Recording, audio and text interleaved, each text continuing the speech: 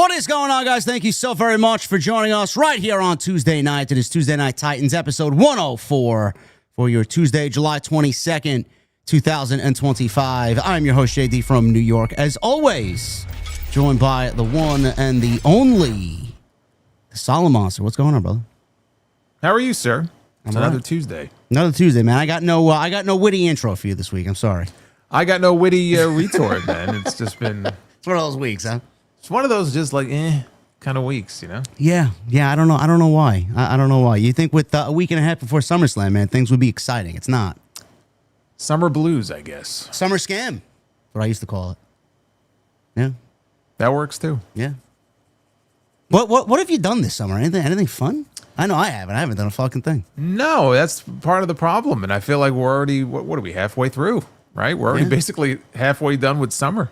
It's like we gotta come up with something here because I feel like I'm just wasting away. There's so much wrestling, dude. It goes back to that weekend, like that previous weekend where it's just like nonstop wrestling, and there's just so much of it. I don't know. Every week. I mean, we added a TNA show this week to watch. You reviewed it. I didn't.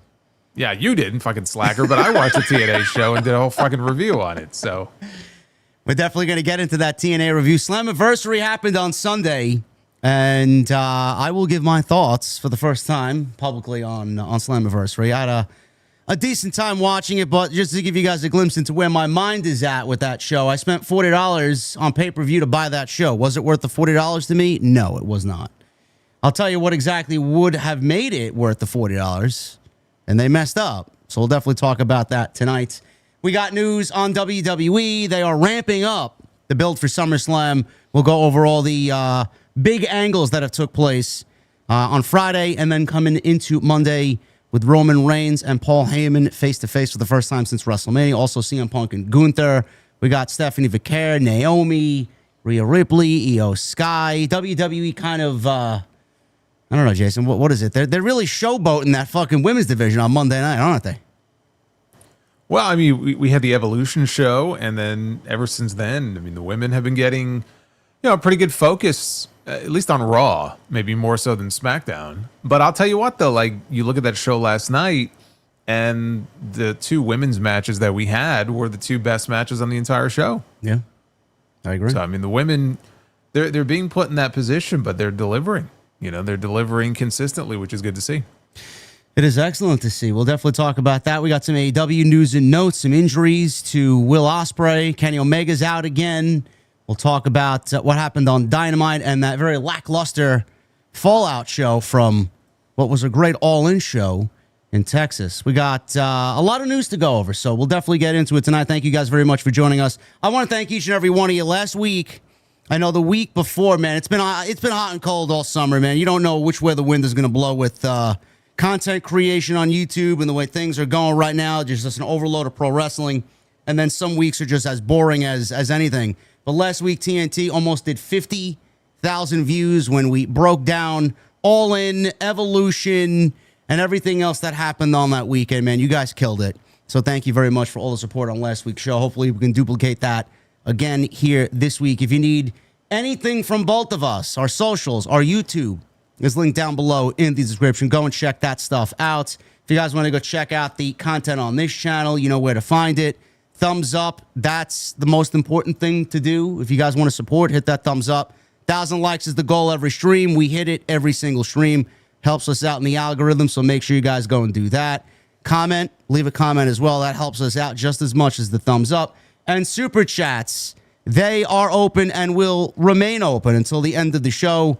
It is by far the best way to support what we do here. And I got to shout out my guy in the chat already, dropping a $100 super chat. TVP with a $100 super chat. He says, hey, JD and Solo, hope you have a great podcast tonight. The world lost an icon today. We will never see another performer like Ozzy Osbourne and what he has done for the music industry. Hashtag Godspeed Ozzy. Yes, I actually hit that news article around 4 p.m. today. I was late to the party, but 76 years old, man, and what an inspiration he was to the world of heavy metal and rock music, man. Oz, they'll never be ever again as long as we are alive and in the next fucking 100 lifetimes. Never be another Ozzy Osbourne, bro. What'd you think of that today? I mean, I think when you consider the hard life that he lived, it's a little surprising he made it to 76, quite frankly, when you hear him tell stories about some of the stuff he's done over the years. Obviously, I mean, he's a hugely influential figure. I don't know if you have any specific songs that are your personal favorite. I mean, me personally, like, I think of 3 songs. I think of Iron Man, Crazy Train, and honestly, and maybe because Survivor Series has beaten it into me, but War Pigs is a great song. Yeah, it is. That is a great song. Honestly, my thoughts on Ozzy, I know his influence to the world of heavy metal. I'm a big metalhead. And a lot of who I listen to has always cited Ozzy as an influence. But if I'm being brutally honest with you, I've never really looked at Ozzy as someone that I would personally listen to. So my knowledge on Ozzy and Black Sabbath's catalog is probably terrible compared to some out there. I never found his voice to be something that I gravitated towards. I never found their music to be, you know, I don't know. It just didn't hit me. I'm very specific with my music. I'm very picky with my music. Not to say that I don't know their influence on the world of heavy metal, but it just their music never did anything for me, if that makes any sense. Yeah, which is a little surprising. I mean, just given the genre of music I know that you like, I would have figured you to be a fan of their work. Yeah, everybody in the chat, if you guys know anything about Black Sabbath and their history, I'm more of a Ronnie James Dio guy, but you know, Black Sabbath, obviously, the most influential heavy metal band next to Iron Maiden, I would say, Metallica, of all time. So yes, the world lost a good one today. 76 years old Ozzy passed away today, and it's crazy, man. That concert was 2 weeks ago. His farewell concert with Black Sabbath, and then my brother said it today. He's like, "Did you see this shit? Ozzy passed away." It's like almost like the Ultimate Warrior situation. He was like all over the news with this big concert, and then 2 weeks later he passed away. But the Warrior passed away legitimately the following day after that speech on Monday Night Raw. I'm like, yeah, that is actually a scary coincidence that they're kind of similar there. So, well, the Warrior one though, it's going to be hard to top. I mean, that was just insane. literally to go from the Hall of Fame to Mania. And then when you really go back and watch and listen to what he said during that speech on Raw, and then the next day you get the news, it's almost as if he knew. Yes, it's fucking crazy, man, to even think about that. Like, how did that work out that way? Unbelievable. Very eerie. Yeah. I'm not really the spiritual guy, but something doesn't line up there. But, I mean, God bless Ozzy's family, man. 76 years old, he lost. We lost a good one. So, yeah, we'll probably talk about that a little bit later in the Super Chats. I see a couple of guys asking about favorite Black Sabbath songs and all that stuff. We'll talk about that stuff a little bit later, guys. But thank you for joining us here on episode 104. Jason, as always, please lead us off. Where do you want to go? What do you want to talk about? Why don't we start with TNA? Why don't we just kind of dive into that here from the top? Because I know we both watched it. I talked about it, you didn't, but we both watched the show. I will give you my kind of top line thoughts. I had fun with it. I mean, I know you said you didn't think it was worth the $40 that they were charging for it. I had fun with the show overall. I can't think of a worse ending to a show like that when you know you have all of these eyeballs on you, and it's the biggest attendance in the history, in North American attendance in the history of the company, and there's this buzz around this show coming into it, and there really was, and we know why that was, largely because of AJ Styles making his return. And so for the people both in the building and also watching on pay-per-view, I think as far as an ending to the show, you couldn't have come up with a worse one, which is too bad. Because I think for the most part, what I saw up until that point was fun and was pretty good. And I think if you were either a lapsed TNA fan or a brand new fan, maybe you're a WWE fan and this partnership, you say, oh, I want to sample this. I want to see what's going on here. I think there was enough on the show that people would look at it and go, oh, okay, you know what? I might give them a second chance. I might give them, another look. I don't know if their opinion might be different now given the end of the show and if they've squandered some goodwill away with some fans. But I give it a thumbs up on the whole. I don't know where your kind of overall view is on it. Yeah, if I was to go in the way of a thumbs up rating, I would probably give it 1 thumb up out of 2. 6 out of 10, I'd probably go on a scale of 1 to 10. I thought the second half of the show was a lot better than the first half, even though I thought Mustafa Ali and Cedric Alexander was fucking great. Two criminally underrated talents right there. They had a great match.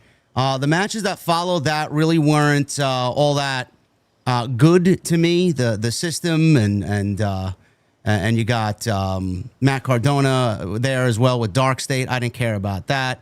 Tessa Blanchard versus Indy Hartwell, I felt like was just never ending, even though both are very good.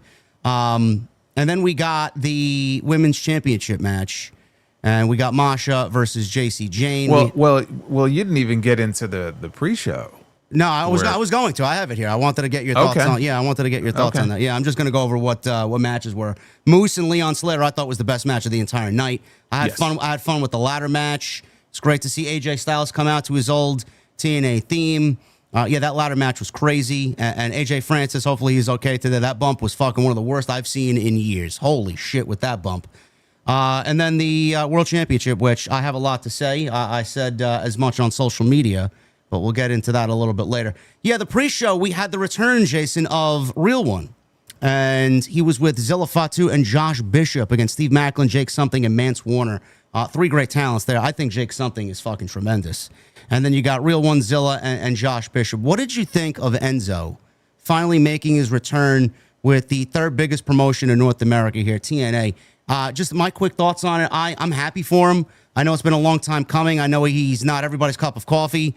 But you would be finding yourself in a difficult situation if you went out there and tried to find anyone with as much natural charisma and energy as Real One. He's not the greatest in the ring, obviously, but man, I always think back to what WWE had with him and Cass, and they dropped the ball with that. They broke Cass away from Enzo. Enzo went to 205 Live. It was just a fucking disaster. And then obviously his personal problems and all that stuff came.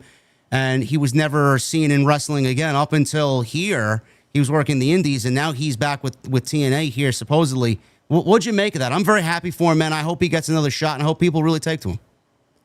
Well, he's not back with TNA. So what it was is that he came in. He's the flyweight champion for West Side Guns promotion, which is 4th Row promotion, and it was like kind of like an interpromotional match. That's also why Zilla was there and Josh Bishop. So he's not with TNA. I don't know where this angle is going to go, if it's going to go further than this. So that's number 1. Number 2, he does have a natural charisma about him. He was going through some of the greatest hits on the mic, doing his old catchphrases and stuff.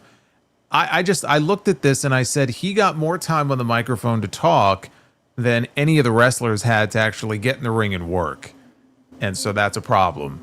Because by the time they got, and even the announcers were joking, when he finally ended his promo, they were like, "Oh, is he done?"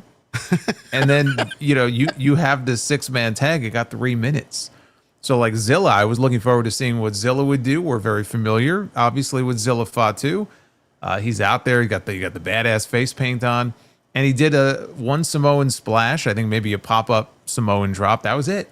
That's all we got to see out of him because they were just pressed for time. So like Jake Something, you mentioned him. He's great. I think he's been out with an injury up until recently, but he's the sort of guy who I think you could really build as one of your top tier talents in the company. Didn't get to see a whole lot of him either. So unfortunately, Enzo, once he gets going, it's hard to stop him. And it just took away from what could have been a better match. As it was, it really wasn't much of one because they just ran out of time. Yeah, that's pretty unfortunate. I hope he gets a shot to do something, and we'll see how that materializes. But Zilla Fatu, obviously, everyone's going to have eyes on Zilla Fatu. I know a lot of people want to see him end up with his family in WWE. Still very young. I think those conversations are very premature. There's a lot that he has to learn on the indies, and there's a lot that he has to work with on the indies. So I think rushing him to a major spot with a major company sounds a little premature. Don't you agree with Zilla on that? Yeah, I don't know that anybody's rushing him. I think he's kind of playing it right, where he's working for multiple different promotions. I think you and I both know, like, ultimately where he will end up. Yes. I think most people can probably surmise, okay, we know where Zilla is, what his destination is going to be. And I get questions sometimes, like even on my show, like, oh, do you think in a year he'll be in WWE? If he's in WWE in a year, he'll be in NXT. Yeah. You know, I think people, they forget he's still young. He still has barely more than a year in the business. Like, he hasn't been doing this for that long. And so in a relatively short period of time, he's very impressive, you know, for someone who doesn't have a wealth of experience doing this. So he'll make it there, but there's no need to rush. It's not like, oh, he's going to be on TV with, you know, the Bloodline in 6 months. It's not anything like that. I think if he just continues to do what he's doing right now and just keep building a profile and winning championships and just putting his name out there, I think that's the way to go because he's got plenty of time. Did you see the tease with Zilla and Bully Ray backstage on social media at the UBS Arena that House of Glory posted? I did. And so there's been some words. I mean, Bully's not afraid to shoot his mouth off. So I mean, there's been some words going back and forth between the two, and we'll see. You know, look, we'll see where it goes.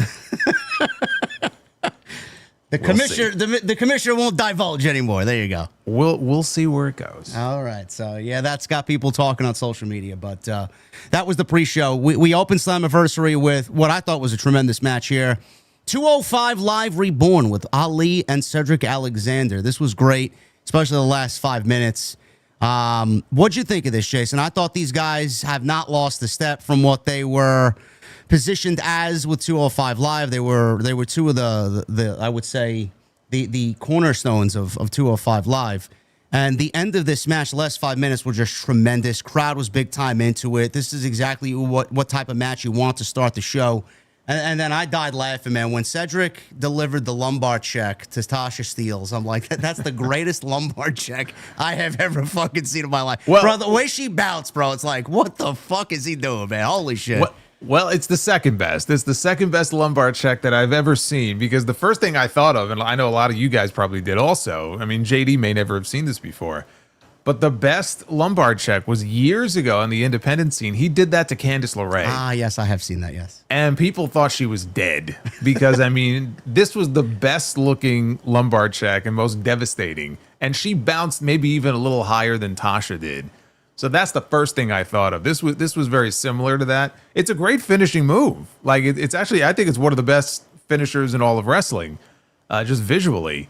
But yeah, I mean, these two guys, they can still go. Obviously, they didn't miss a step. The thing that struck me about it were, and not to take anything away from Cedric, but some of the bumps that Ali took. Oh, that dive. In this match. Fucking crazy, dude. I mean, well, yeah, that being the biggest one, where, I mean, it looked like he came right down on his head, right on the diamond plate. But that wasn't the only one. I mean, there were some other ones as well that he was on the receiving end of. It just felt to me like they knew the situation. They knew the position they were in. They were opening the biggest TNA event probably in its history. And he was like, all right, we're gonna go and do our thing and just throw caution to the wind and whatever. Hopefully we don't die out here, because he was taking some hellacious bumps. But they ended up having a great match. That's the way I think you want to open a show like that. So yeah, that was. It wasn't the best match on the show because I'm in the same camp with you. I mean, we'll talk about Moose and Leon Slater when we get there. But to me, if it wasn't the best, it was certainly top 3. On the entire card. Yeah, I agree. Ali beats Cedric Alexander in the opening match. Really great stuff there. What do you make of Ali's gimmick and his like Secret Service group out there? I thought it was a great look for him. I made the comment. I said we have the Secret Service on one show. We have the Secret Hervis on the other show at the same time. It's a little weird. Although, to be fair, Ali had his Secret Service before Chelsea had hers. Yes. Yeah, I mean, he's been doing that ever since he hit the indie scene. And even when we had him in House of Glory, you know, he's got that entourage with him. It makes him seem even more kind of larger than life. I think it's a good look. I think it makes him feel and seem very important when he walks out there. So as far as the presentation is concerned, I think it works for him. Yeah, I think I remember he was supposed to do something like that, something like a political gimmick in WWE, and then we seen one vignette, and then it never went anywhere. Because I don't watch TNA, so maybe you can fill everybody in here tonight. Is it similar to that, or the narrative similar to what he was doing there? Yeah, I mean the narratives, kind of, yes, like the language and the narratives, it is similar. It's kind of a take on, I think, what he was trying to go for before it got changed. All right. So it's kind of more in line, I think, with what he was hoping to do there. And as you know, when you want to do something there and people get their own ideas or their hands involved, it doesn't always turn out the way you want it to. Yeah, for sure. Cedric, do you think Cedric? Because I was thinking, everybody thought that he was going to end up in AEW with the Hurt Syndicate, Bobby Lashley, Shelton Benjamin, and MVP. That would have been great to get the original crew back together. They're doing great on their own. They're AEW Tag Team Champions. Do you think Cedric made the right move by going to TNA and opting not to go to AEW? Because he certainly gets an opportunity not to stand on his own, where the spotlight would have to be shared 4 different ways there. Do you think he's better off in TNA? And obviously one could surmise that a household decision was made between him and his wife, Big Swole, because Big Swole's prior instances with Tony Khan and AEW, that's all speculative. We don't really know. But one could come to a conclusion that a decision was made not to go there and him to go join TNA. Do you think that worked out good for him? Yeah, I don't know what the rationale was behind it, but I think it's working out well for him, because instead of being part of kind of an ensemble group, he's on his own. He's doing his own thing. It doesn't mean that, he may not one day end up there, as part of the Hurt Syndicate. He certainly could still end up there at some point. And that's where I thought he was going to land. But he's doing his own thing. He can kind of carve out his own persona for himself in TNA, maybe even win a championship. You never know. So I think he's in a good spot right now. Look, he's certainly in a much better spot than he was in WWE. Yeah. Right? WWE may have a bigger footprint than TNA does, but he wasn't really being featured. In TNA, while the audience might be smaller, he still has more visibility than he did in WWE, and he could still work independent dates and get his name out there. So I think he's in a good spot. And again, Cedric can go. People kind of, not everybody, but I think there are people who sleep on him because he was just under contract in WWE for so long and just not being used. People forgot about him. You just kind of get lost in the system. Yeah. So this is good for him. Yeah, I like it. Yeah, that was a great opening match. Ali beats Cedric. Matt Cardona teamed with the System against Dark State. They're from NXT. If anybody doesn't know who Dark State is, I'm not a fan of Dark State. I think the gimmick is trash, honestly. But I love Matt Cardona. I'm hoping to see him signed between now and next year's WrestleMania. It seemingly comes up every year. Where's Matt Cardona going to end up? Is he going to join AEW or WWE? You would think that he would join WWE, or think WWE would have given him a phone call by now. But he's still busting his ass on the indies. He's one of the more prominent names on the independent scene, if not the most prominent name on the independent scene. He's doing his thing. What'd you make of this, Jason? I didn't really care for this, just because, even though we're both fans of Matt Cardona and what he does, Dark State, to me, it doesn't interest me whatsoever. Yeah, I don't care for Dark State personally. I see what they're trying to do. They're just trying to create this super faction, and hopefully, out of it, they'll be able to create some new stars.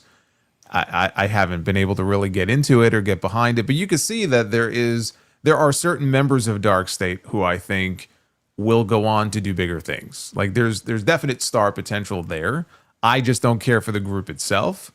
The match itself, again, I looked at this as, we need to find a way to get Cardona and Brian Myers, 2 Long Island boys, on the big Long Island show. Yeah. And that's what they did, right? And they got the win too. So nothing more, nothing less. Dark State, yeah, when they show up on NXT, they may show up tonight on NXT. I don't even know if they're going to mention this. It won't make a lick of difference to their push in NXT. So it was inoffensive, but nothing terribly special. We had Tessa Blanchard. She went one-on-one with Indy Hartwell. This was, it was fine. I might not have liked this as others have, or as much as others have. I don't know what Jason thought of it. I felt like it just never ended. I don't know. I didn't get a sense of overall interest in this match, even though I love Indy's work on the indies. I think she's a lot better off now than she was in WWE, being that she's just doing her own thing and she didn't get a lot of opportunity in WWE. No matter what you think of Tessa, I think Tessa's a fantastic pro wrestler. I'll leave it at that. And the ending angle, I was actually more interested in the ending angle here with Tessa, because she attacked Gia Miller, the interviewer for TNA. I'll leave it with Jason. What'd you think of this match, and what'd you think about Tessa and Indy Hartwell on Sunday night? I think this went 15 minutes, I believe. Yeah. It didn't have to go 15 minutes. It was a solid match. I just think it went longer than it had to. And the crowd just wasn't really invested until they got into some of the later near falls. But they were very quiet, I think, for a good portion of the match.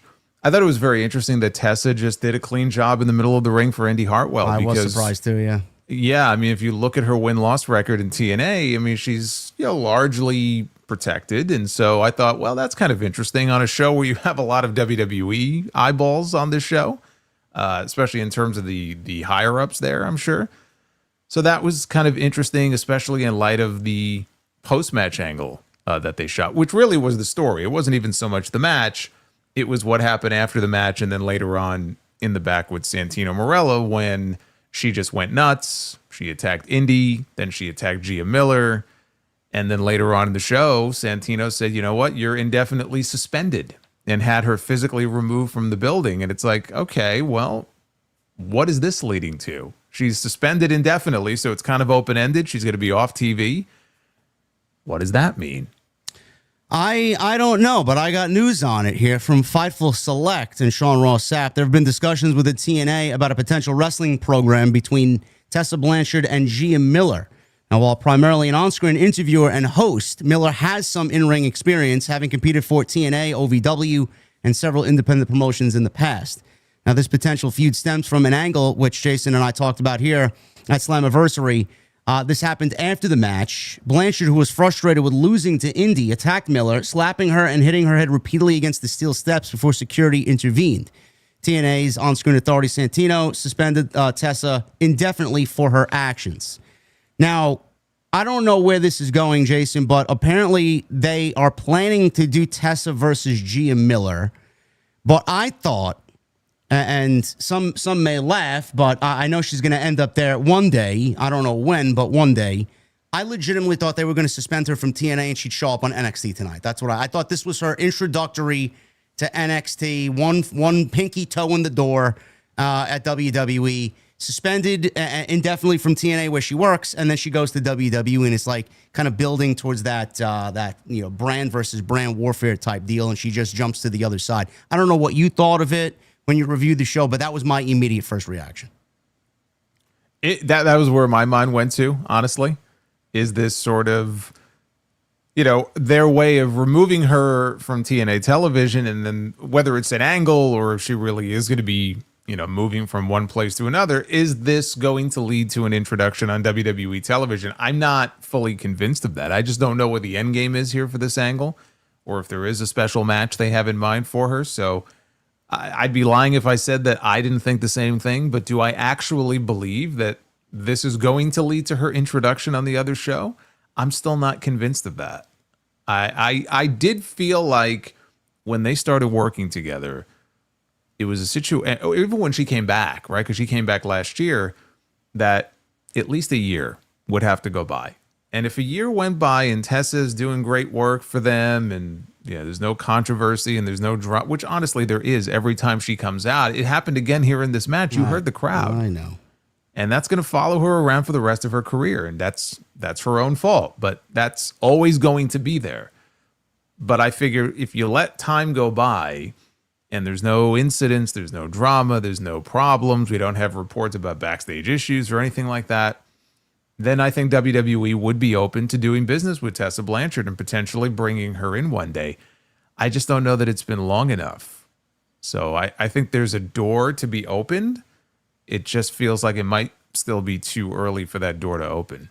Yeah, I agree. I feel like it is way too early. And honestly, a year is not long enough for Tessa to show TNA and WWE that she deserves it and has earned it yet. So I do think that she's going to end up over there. Eventually, she's too good not to. And hopefully she can be on her best behavior because the talent there is unbelievable. We go from one woman's match to the next. Masha Slamovich, who is excellent. Love her, against JC Jane. I don't love JC Jane. Neither does Jason. She's not bad. I just don't see what people are talking about and what people see here in JC Jane. Well, before we get into this, because you watched the show. Yes. So you had to have seen this because I commented on it. It was like when you think of LOL TNA moments. Yes. This one, you could hang it in the Louvre. Like, you literally could put it in a frame and just hang it. I wasn't going to mention it, but by all means. I'm going to mention please, it. How could you not mention it? I mean, it would be fucking malpractice not to mention it. I mean, come on. So, like, I'm sitting here and I'm watching this, right? So, we didn't really mention on the pre-show, there was a Knockouts tag team title match. And it's the Elegance brand. And I know your favorite, Dana Brooke, Ash by Elegance, and her partner against the Iconics, who are now the Inspiration. So the Elegance brand, they win their match. During the pay-per-view, they show highlights of what happened on the pre-show. And then they cut to the Elegance brand, which is Ash by Elegance. God, what is it? M by, I don't know the fucking name. M by Elegance, and then they have the Concierge. Yes, which is it's M by Elegance, yes. Yeah, but there's another one. There were 3 women there, right? Anyway, they're all... Yeah, because M by Elegance, I think, was the one who was outside the ring. Oh, there was a tall redhead. What's her name? I don't know. I think that's I believe that's M by Elegance. Okay. So it's Ash and God, who's the other one? Fill us in, man. We don't know. Go ahead. Fill us in. Anyway, they're all standing around in the back and they're all chatting amongst themselves, and I can hear a voice in the background, kind of like talking to them. And I'm like, there's no way, right? And so this is going on for several seconds. And finally, you hear the producer in the background, and he starts counting them down. Now, I don't know enough about the whole Elegance brand gimmick. I'm thinking at first, well, I mean, maybe this is part of their gimmick. Bro, maybe that's exactly what I thought. I thought it was in the segment because it was supposed to be there. Yes, that's what I'm thinking. I'm like, because there's no way. There's no way that they haven't cut away from this. Like, they have to know, right? But they're doing a countdown. Then I realized, holy shit, like this was not supposed to air. So whether it was live or a pre-tape and they just forgot to chop off the beginning, like, dude, how does that, it felt like an eternity. It was probably like 8 to 10 seconds, but like, it felt like forever. How do you not cut away from this? How do you not realize instantly what's going on and cut back to ringside or something? The funniest thing is Tom Hannafin and fucking Matt Raywald, they completely fucking no-sold it, man. They went right into the next segment. Like, what the fuck? Because they're probably thinking the same thing. Like, what the fuck? How are we supposed to react to this? We just have to pretend like it didn't happen. I was floored by this. Absolutely. Like, their biggest night ever. And like, I'm watching this and I just can't believe that they haven't cut away from it yet. Because then when the countdown is over, they start acting like they're supposed to be acting. I'm like, I've had secondhand embarrassment for certain people before, but this was like a level that I have not experienced on a wrestling show in a very long time. Oh, man, the more things change, the more they stay the same. With good old Dana Brooke, huh? I mean, it's not her fault, but like, my God. That's peak TNA right there. Like, you still got to get a little bit of the old TNA in there. I don't know. Huge show like this, man. Everything should be double, triple, quadruple checked. Come on now. Masha Slamovich versus JC Jane. This was for everything. All the gold on the line. The TNA Knockouts Championship and the NXT Women's Championship. I got to ask Jason. I know, we talked about JC Jane and we were very floored when we were live here on this show a couple of months back when JC beat Stephanie Vaquer for the NXT Women's Championship. And you, comically, the way you emphasized JC Jane. Well, we were learning about this in real time. And I didn't even think it was real at first. No. And I'm like, JC Jane? Yeah, it's just like that. JC Jane just beat Stephanie to win the NXT Women's Championship. And I'm like, I couldn't believe it. I couldn't wrap my head around it. My first question to you is, since then, I don't know how much NXT you have watched, whether you watch the shows or highlights or caught up with what's going on here going into Slammiversary here. Do you have a different opinion on JC Jane now that she has had that NXT Women's Championship for a little bit? Do you see what others are seeing when it comes to JC Jane? Because I got to be honest with you, bro. I don't see what's there. All I see is a female cosplay Shawn Michaels that's trying way too hard to be the heartbreak kid. I just don't see it. Well, I mean, what exactly are other people saying about JC Jane? That she's great. That she's great. Okay, well, I look. One guy told me, I hope JD's watching. I think JC killed it tonight. He's got to give her flowers tonight. No, I don't, man. I didn't, honestly. I did not. I thought JC Jane did a good job of hanging with Masha Slamovich. There you go. So, I mean, it was... Because look, here's the thing, like her experience level, it's not compatible, right? They're not the same. So all she had to do was just go in there and hang with her. And I thought that they ended up having a good match. It wasn't like a great, like by Masha Slamovich standards, if she goes out there and has these killer matches, this was a decent match, right? By her standards. As far as JC Jane matches go, this was probably one of her better matches. JC Jane is not what I would consider to be an elite level performer at the level of some of the other women they have in WWE. And I don't think that's an offensive statement. I'm not hating on JC Jane. I'm stating fact as I see it. She is not at the level of some of the best that they have there. You cannot tell me that she is at the same level of a Jordan Grace who wrestles on the same brand. You cannot tell me that she is at the level of some of the women we see on Raw and SmackDown each and every week. And JC is not a rookie. I mean, I understand, well, you can't compare the two. Yes, you can. I mean, she's been down in NXT now for how many years? She's been there since NXT 2.0. Do we know how many years she's... No, okay, but like I would love to know how many years. 5 years. Got to be 5 years.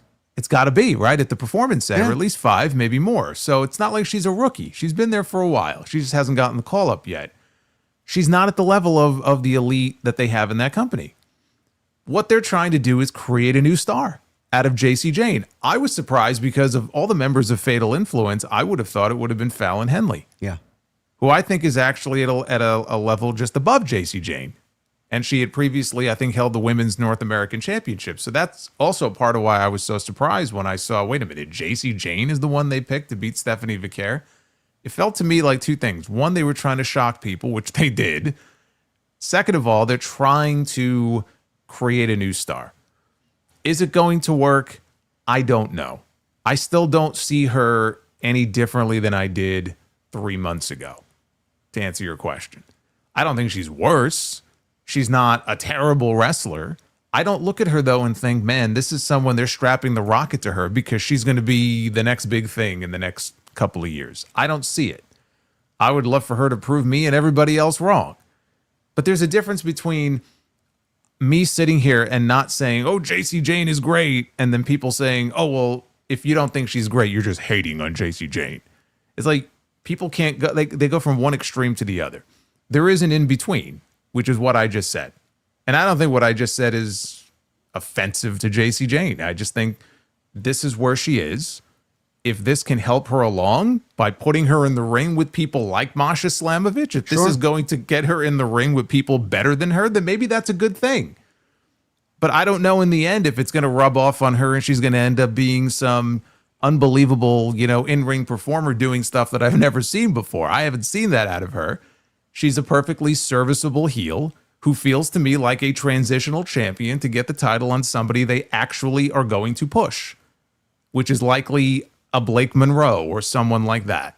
That's the role that it feels like JC is in right now. It just so happens that she now has a title from 2 different companies, which is just wild to me.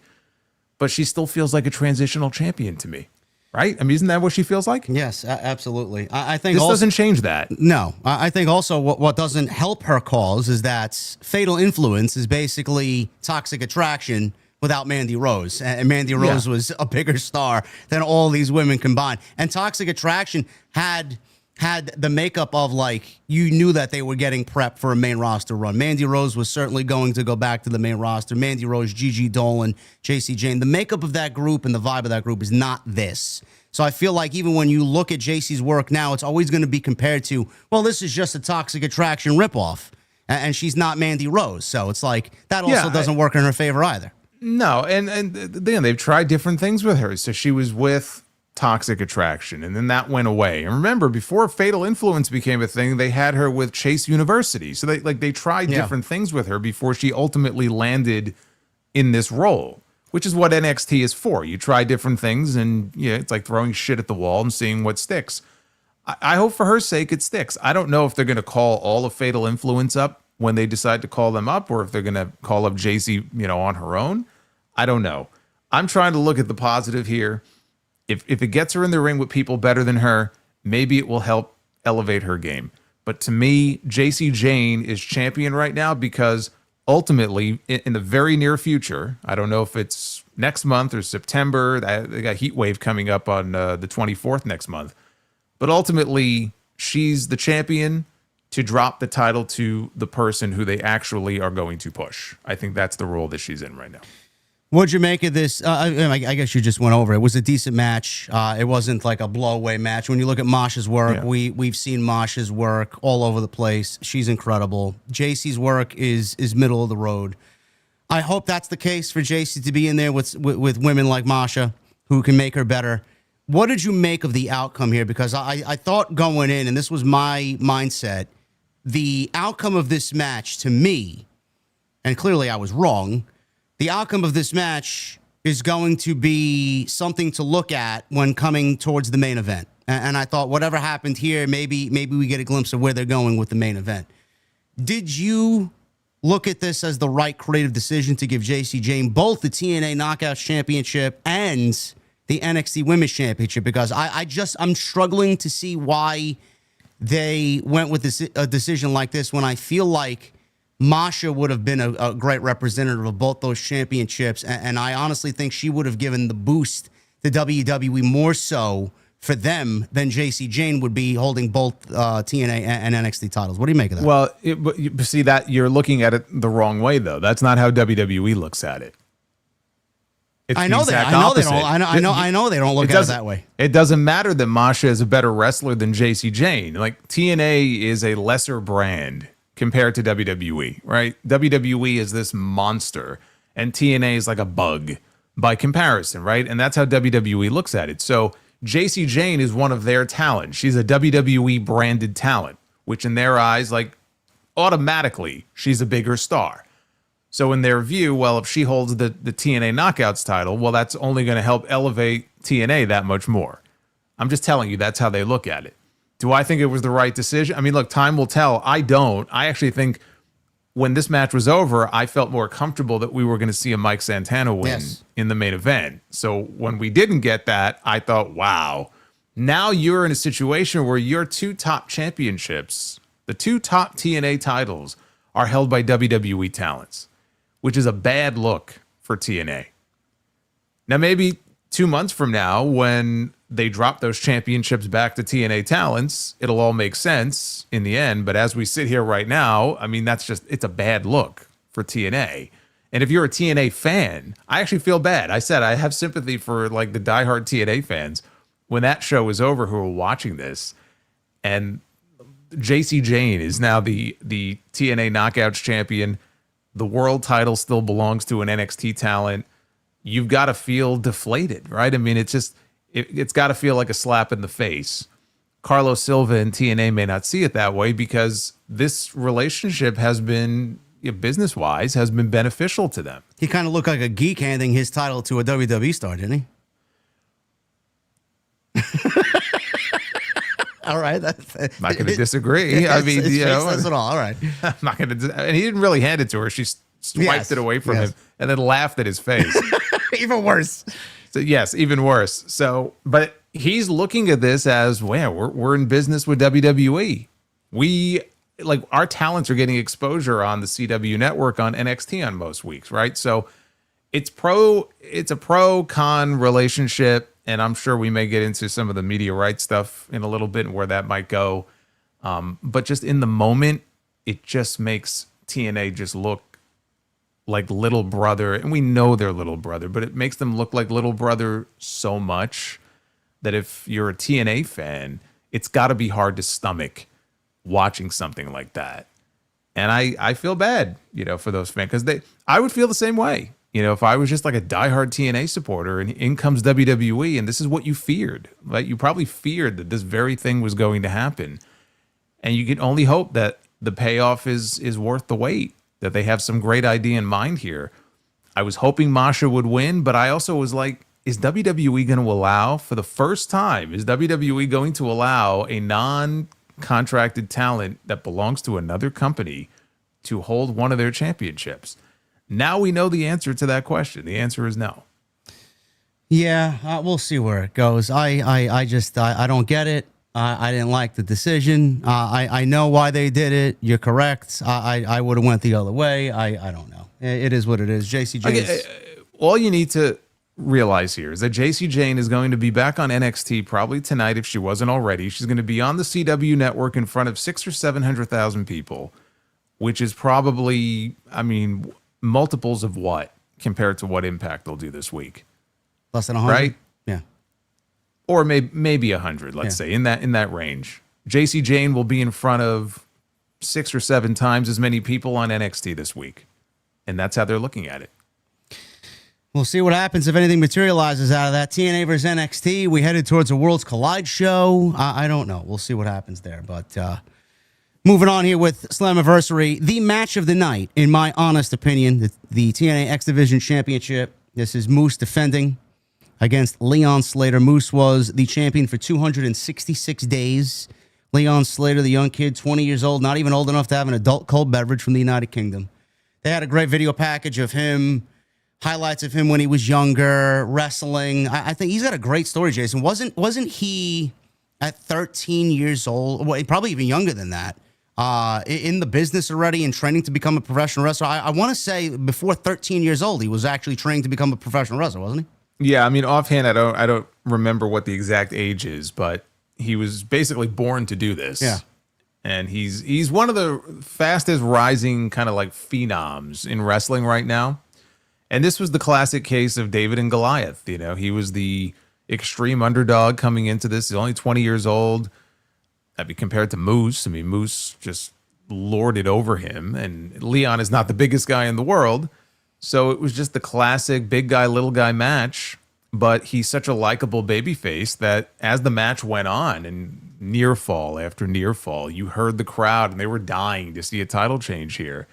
And just also to give Moose credit, Moose, you know, from what I've seen of him, and I haven't seen every match he's had during this run, but I think back even to the stuff he did with Obafemi, you know, when they had their match at Roadblock earlier this year. And that was a really, really good match that the two of them had. He's been champion for almost a year. He's had a hell of a run with it. This right here is like the ideal situation.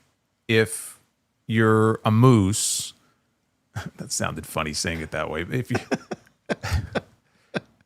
He is in fact not a moose. Yes. I don't believe so. No. You don't get asked that question too many times in the course of a day. If you're a moose, but if you are a moose in this situation, oh my God. Yes. Imagine a non-wrestling. If you are Moose in this situation, yes. Imagine a non-wrestling fan stumbling upon this conversation, and I'm like asking this question. They're like, "What the hell have I turned on here? What are these two idiots talking about?" But like, you want him to drop the title to someone like a Leon Slater who's on the ascent, like in one night. Not to say that he wasn't popular before Slammiversary, but like it felt like in one night they made him, right? And if they didn't make him here with his win, they made him in the very next segment. So I thought this was a great showing for Moose. I thought it was a great showing for Leon Slater. They worked really well together. They told a great story, and they ended up having the best match on the entire show. Yeah, I loved it. Yeah, this was awesome, especially the crunch time, the last 5 or 6 minutes or so. Everything just kind of flowed seamlessly. Yeah. Moose, you know, you look at, and they went over all of the historic X Division reigns from Amazing Red and Samoa Joe, and you got Mike Bailey, Low-key. Mustafa Low-Key, Leo Rush. I mean, a ton of guys. I mean, I'll be here all night going over the entire list of X Division champions. What was the foundation of this? Is it because they wanted to go and just do something radically different with the X Division championship? Because Moose is clearly not an X Division guy. He's not one of them cruiserweight-like guys. So they gave him the championship for what reason, Jason? Is to just go completely in a different direction? Oh, I don't know what their rationale was for it. I mean, and it's not like a new thing. I mean, the thing with the X Division, and I think AJ even said it during his promo, where it's not about weight limits. It's about no limits. Yeah. So it's not like they've had a specific weight limit on the X Division for a long time. I don't recall what storyline-wise was going on at the time when Moose or even who he beat to win the championship back in October. But I look at this and it's exactly like Leon Slater is exactly the kind of guy that you would want as the star of the X Division. Because to me, it really embodies the spirit of what the X Division was when it was first conceived of, 20 years ago. He's the kind of guy you would have expected to be an X Division champion, wrestling people like AJ Styles and Christopher Daniels. So it's almost like we're getting back to the way it used to be. And I just think he's the perfect face for that division, to represent that whole division. Yeah, this was easily the best match of the night. Leon Slater is the new X Division champion. After the match was over, post-match celebration, and then AJ Styles comes out to his TNA theme, which I don't know what he said with Chris Van Vliet. Did he say he did not want to hear that music ever again, or did not want to come out to that theme music ever again? Did you hear what? No? No. No, I think he had made a comment that he was hoping to come, one day to come back out to that. He wasn't sure when. Then maybe he said he wasn't sure when he'd hear that music. Yeah, I mean, maybe it was something like that. But no, I don't think he's ever said anything like that. All right. Well, he came out. I mean, that's his theme right there. That's what everybody was hoping they would hear on the show. That's the genesis of AJ Styles, huh? Yes. He comes out. He got a huge reaction on Long Island, and he gets into the ring. He asks the fans if they missed him. Obviously, they did. And he talks about the company having some of the best talent in the world, like Leon Slater, who became the youngest X Division champion in history by beating Moose at Slammiversary. Fans were chanting, "You deserve it." Styles tells Slater not to listen to the fans. He says he doesn't deserve it. He's earned it. And then fans are chanting, welcome back at AJ Styles. This was definitely more about Styles than anything. He did put over Leon Slater in this segment, but Styles says Slater reminded fans that TNA isn't about weight limits, it's about no limits. He mentioned some of the names who shared the ring with AJ during this time in TNA that he had in the X Division. He went on to congratulate Leon Slater.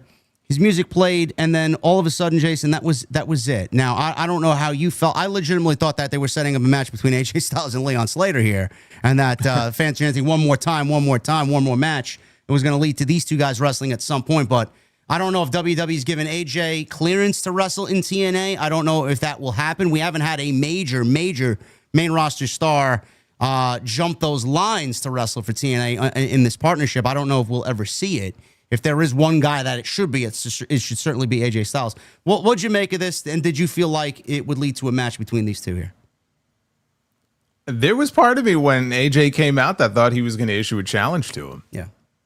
For a future match, which would have been, I mean, that would have been an incredible thing if you're TNA. I thought that this was a great usage of AJ in this situation. Like, if you're from the TNA perspective, because if you're a WWE fan tuning in, maybe you were let down. Maybe you thought it was going to lead to a match with him and somebody else. But I thought that if you're TNA, this was like the holy grail. Like, this was what you wanted here. You had AJ Styles come out here and put this kid over, who you just anointed, right, as the king of the X Division. And AJ came out there and he put him over as strongly as he possibly could, right? The old guard putting over the new guard. That's the way it should be. So I thought that it was a great usage of him in that regard. Apparently, there was one report that said that was not the original plan for what he was supposed to do on the show. Yes, I have that. I have that actually queued up here. You are correct. Yeah. John Alba of Sports Illustrated said multiple sources within TNA confirmed that Styles was originally scheduled to be in a segment with longtime rival and TNA original Frankie Kazarian. However, that plan was reportedly dropped just hours before the show went live. And TNA sources believe WWE may have had some influence on the change, as they likely did not want to hint at a future TNA match for Styles that they had no intention on delivering on. So TNA President Carlos Silva also added to Sports Illustrated that while the creative decision went through a few changes, the intention was always to spotlight Styles' legendary history with the X Division, and the final segment saw Styles, like Jason and I said, endorse Leon Slater, who just won the championship from Moose. So it was supposed to be Frankie Kazarian and AJ, but they didn't want to promise something that they couldn't deliver on. It sounds like a very WWE decision. Yes, it's very, very WWE, yes. It tells me that we're not going to get an AJ Styles match in TNA. I mean, that's what it reeks of to me. What a partnership that is, bro, huh? Well, look, this is the criticism that some fans have of the relationship. There are pros, there are cons, but it's very lopsided in terms of what you see. Like, TNA is more than happy to send their talent to NXT. Any exposure they can get on that show, they're going to take it. What have they really gotten in return from WWE, right? It was the AJ appearance. 8,000 people at the UBS Arena. Right, they sold at least a couple thousand extra tickets because AJ Styles was going to be on the show. But I mean, in terms of sending talent to the show, like names that you would consider to be significant, who have they sent? Tatum Paxley. There you go. JC Jane. Wendy Chu, maybe? yeah, her too, yeah. Okay. That's the extent of it then, yes. Pretty much, yeah. And they will only briefly acknowledge the partnership on the main shows. Like Michael Cole congratulated JC Jane on Raw last night on commentary, briefly made mention of the show. I don't even think he ever said the word Slammiversary, but they kind of touched on it. But like, you don't hear about any of this on the main roster. This is like an NXT thing exclusively.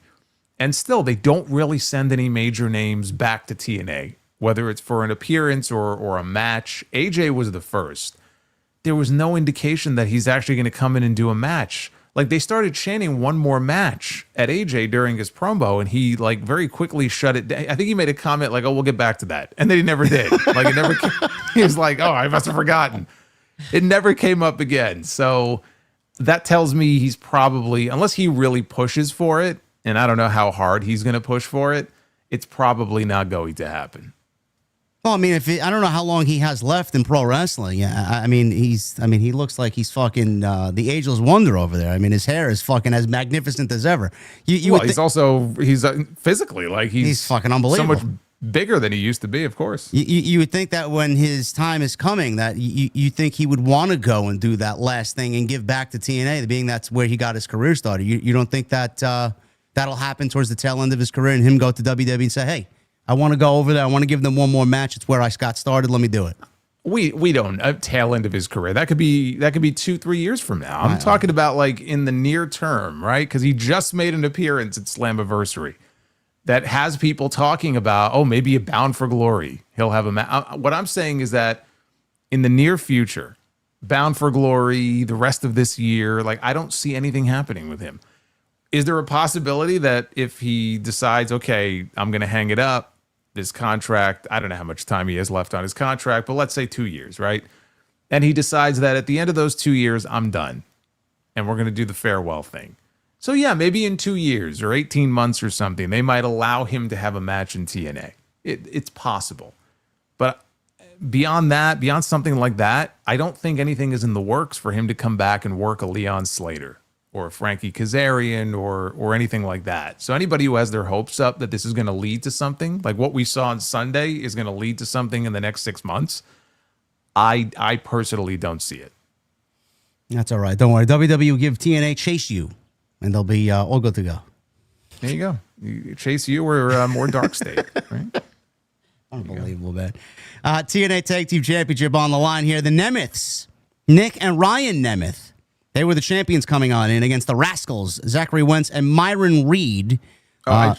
Before we get into this, just because I've seen like 4 people ask about this in the chat, and JD and I talked about this during the sound check. I gave him an update because people are still asking about the names in the live chat. Yes. So I reached out to YouTube. I had a conversation because I have the same issue on my channel. People now have like the @ symbol and they lost their names. So I had a conversation with YouTube. They looked into it. It is a new change, a new feature that they are rolling out. There is nothing we can do about it. It's slowly being rolled out to all channels. You cannot opt out of it. This, unless people put pressure on YouTube. This is the change. This is the way it is. I don't like it. You don't like it. There's nothing we can do about it. It looks ugly, chat. What do you want me to do? Complain to YouTube, man. Go on Twitter and at Team YouTube or at YouTube and tell them to change it back. Tag them on YouTube and let them know. Let them know what you think. Yeah. Politely. But just let them, politely. But just let them know. And maybe if enough people are upset about it, maybe they'll have a change of heart. Unfortunately, that's the way it is. But Tag Team Championship here. Nick Nemeth, Ryan Nemeth. Champions coming on in against the Rascals here. Zachary Wentz and Myron Reed. Myron was filling in for Trey Miguel. First Class, AJ Francis and Casey Navarro, and then the Hardys, Matt and Jeff Hardy. This was a good train wreck. This was a train wreck match, as these multi-team ladder matches usually are. And the big spots of the night, there was a couple big spots here. Number one, Johnny Damon was in the front row, and he got... you missed the... Wait. Wait a minute. Hold on. You missed the best part, because Tom Hannafin at one point said the stars are out tonight here at the UBS Arena. And before we got Johnny Damon, we had, I think it was Gia Miller, who was at ringside to interview. God, I forgot the guy's fucking name. Yeah, I didn't know who he was either.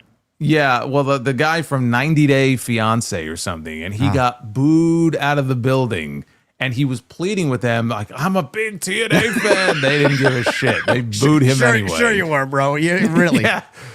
Yeah, right. Like you were there for the dark days of TNA. Sit the fuck down, 90 Day Fiance guy. Fuck off. Oh man.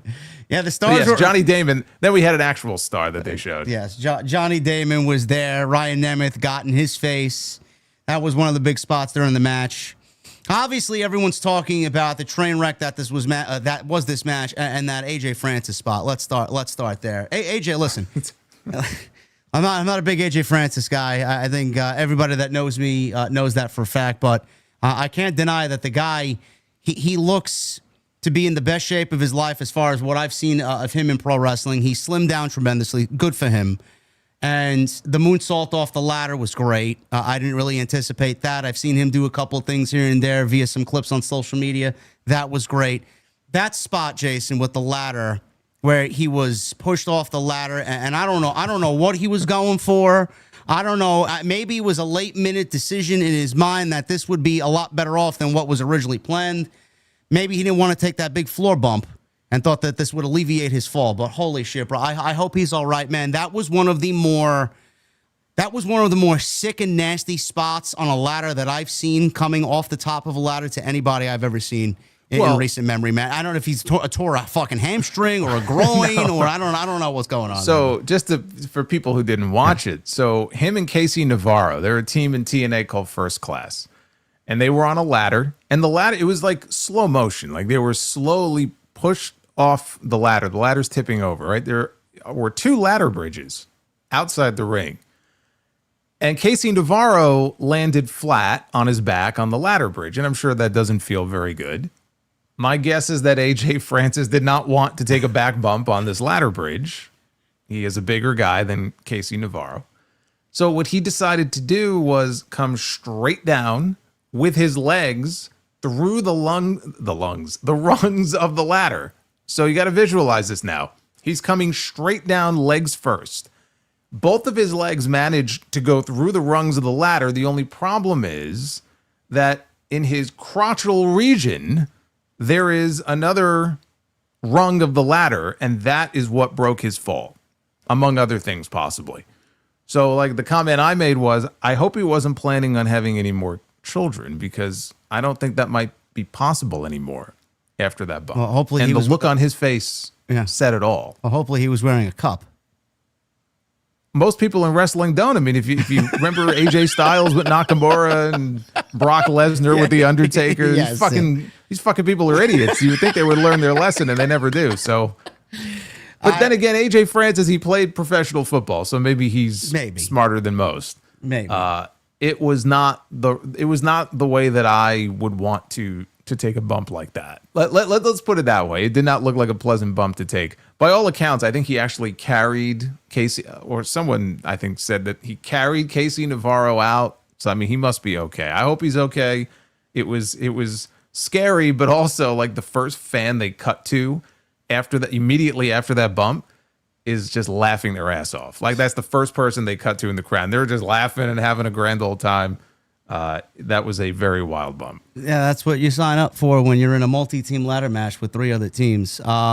Chat saying that, and I did see some clips. I wasn't sure when that was. I thought that was a while back. Apparently, he was on the Ariel Helwani show, and he did an interview and said he was all right. So good on there. But the thing is, when that spot happened, both Casey Navarro and AJ Francis, they did not show up in the match after that, rightfully so. So the sleeping here in these multi-man matches was very well warranted in this spot. So we did not see them again. And that's when the end came soon after this. The Hardys came back. They laid Navarro out on the ladder again. There was a ladder bridge in the commentary desk. Hardy hits a swanton onto it. That did not bend. It did not break. So that looked like it sucked. Hardy looked like he took the worst of that. And he just snapped off the ladder when he did the swanton. He's fine. And apparently after that, Jeff Hardy called for something from the entrance area, the entrance ramp. And all of a sudden, Jason, we see one of these, and Tom Hannafin had the best call. He's like, what the fuck is this What is this, Batman? He's got one of these rope ladders that comes down from the fucking lighting rig above. He said, what is this, 1966 Batman? Like fucking Adam West. No, you know what it was? That was a great like, line, man. If you've ever seen these like helicopter rescue videos, it's that kind of like flimsy ladder that they drop down. Grand Theft Auto and fucking Slammiversary. Yeah, and I give him credit, points for creativity, because it's hard to come up with things in ladder matches to do that have never been done before. I haven't seen that before. So you got Jeff Hardy now, and then other people like the Nemeths. They're all trying to climb this very flimsy ladder. Which, by the way, I don't know if it was the lighting rig or not. They did a aerial shot, and the lighting rig is legitimately swaying. I'm like, is this safe? Like, is this a safe spot to be doing with all these guys climbing this rope ladder? I was like, let's go home. Let's put an end to this as quickly as possible. And they did, because the match didn't go much longer. I think they did a double twist of fate spot. I think with both Nemeth brothers, I think, had the chairs wrapped around their necks. Yeah. And they got laid out. And then Jeff, he climbs the ladder. He pulls one belt down. They rang the bell. I guess that's all you had to do. He pulls the other belt down. And the Hardys had said, coming into this match, which I think kind of gave away the finish, on Impact last week, they said, if we don't win the titles back on this show, if we don't win this match, maybe it's time for the Hardy party to be over. So basically saying, if either we win or we retire, in so many words. So the Hardys won, and they are the TNA. And honestly, for TNA, like if you're TNA and Carlos Silva, if you want those tag team titles on the best option, the Hardys are going to be the best option, because they're still very, very popular, and they're going to bring more attention to those titles and to the company than probably any other team they could have put those belts on right now. But it was also, I guess, important to get the belts onto them for the angle that was coming up immediately after the match. Yeah, before I get into that, I still hope to see both the Hardys in WWE at some point doing something with the New Day, or one of those great tag teams that they got on SmackDown. I think that would be great. But after they won the tag team championship here, Bully Ray comes to the ring. And I'm like, all right, what's going on here? Bully Ray, when he's out there, he's usually got a lot to say. I thought he was out there to maybe congratulate the Hardys, because there's a lot of discussion. Who's the greatest tag team of all time? Is it the Hardys? Is it the Dudleys? A very subjective thing. He congratulated them and then reflected on their long and storied history together. He then laid down a challenge for Team 3D versus the Hardy Boys in October at Bound for Glory. One final match Bully Ray pitched, and he hinted it would be the last time he and Devon Dudley would ever team up, and noting it would be the last time that you would hear Get the Tables. Now, I know a lot of people, and this is the negative thing about this, and this is the terrible part of what we do. Bully Ray works on Busted Open with Dave LaGreca. They got a great show over there. They do great work. But mostly, Jason, Bully Ray has been kind of in and around WWE. And he's been on NXT. He's been interviewing NXT talents after dark on Busted Open. And he's been on NXT television here and there. Last time I remember, it was back at the 2300 Arena last year for their homage to ECW, whatever the fuck that was. It was awful. But he's basically a WWE guy. And now a lot of people are shitting on him for coming back, mainly because he's affiliated with WWE. I don't look at this as an affiliation to AEW, WWE, TNA, whatever. I mean, if Bully is still able to go, which I believe he still is able to go, then he's going to make that decision to still go. And I'd love to see him give it all he's got if this is his final time ever. Hardys, you know how good that they still are. And they've kind of worked a style outside this match, obviously, where they're taking less risks and they're taking less bumps. And that's great to see. They want to continue doing this as long as they can. And they know working their typical style is not going to happen that way. But Devon, now I read somewhere that Devon lost 85 pounds or so with DDP. I don't know how recent that is and what he looks like today. Yeah, I mean, well, literally just this morning, Chris Van Vliet dropped a new interview with Devon. Ah, okay. And it was at the very beginning of that interview where he talks about he had gotten up to about 300 pounds. Wow. And he had like a back problem. He had back surgery, but he just wasn't moving around very well. And somebody said, hey, you should get in touch with Dallas. And so he did. And, Dallas, basically, not only is he doing DDPY, but he kind of told him there's a couple of documentaries about food. I want you to watch them. And he did, and I guess it opened up his eyes. So between diet changes and DDP yoga, apparently he's dropped 85 pounds, and he's looking good. I mean, in the interview anyway, he looked good. So he's probably in the best shape he's been in a number of years. I know he had a stroke a few years ago. So he's had some health issues. He was not there, and the crowd did start chanting, "Where is Devon?" Yeah. And Bully said, "That's a great question. He'll be there though." Like, so he'll definitely be there. But the gauntlet was laid down, and it's actually very appropriate because he brought up in this promo that it was 25 years ago. And he didn't say Royal Rumble, but it was at the Royal Rumble at Madison Square Garden. They had that tables match, which was the first tables match, I believe, ever in WWE, which was the Hardys and the Dudleys. But it's also the 25-year anniversary, like this summer, of the first TLC match, which is a big deal. And it kind of surprises me, frankly, that WWE didn't want to do something and capitalize on this. At SummerSlam. Right. 2-night SummerSlam. It's crazy. Right? It's just like it would have tied in together so well. I'm kind of shocked, frankly, that they didn't have any interest in putting something together for this. So it's the 25-year anniversary. Obviously, there's one team missing from the equation here, but there's nothing they could do about that. So for TNA, you've got Bully Ray out there, and he says, these two teams here in the ring right now, two of the greatest of all time. Let's go one more time. Let's see who the greatest team is. Hardys, Dudleys, one last time, Bound for Glory in October. And the Hardys accept. And that's the first match officially announced for their Bound for Glory show in October, which is going to be in Lowell, Massachusetts.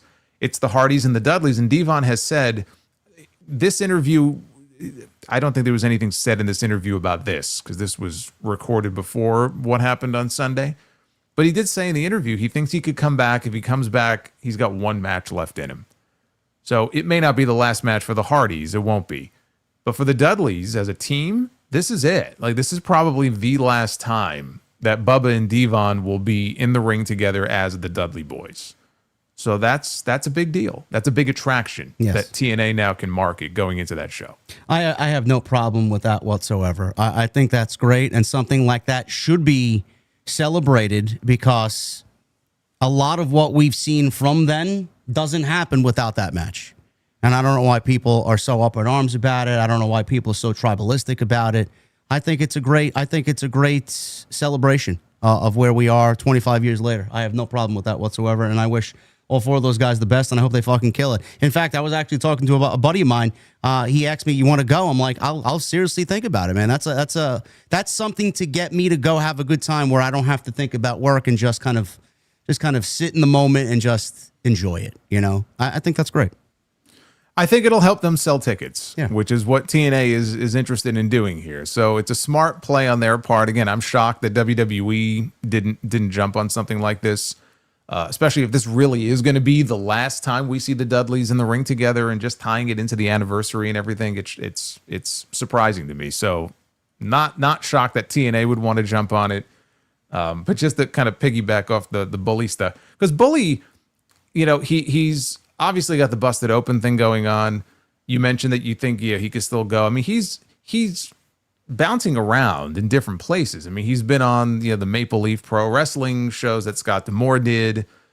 So he's definitely still out there. And you brought up the Zilla Fatu stuff earlier, and I kind of was having fun with it and dancing around it. But I'll say Bully and Zilla, we're going to get them in the ring on August 1st. We're going to get them in the ring for a match. They could settle whatever the issues are between the two of them in House of Glory.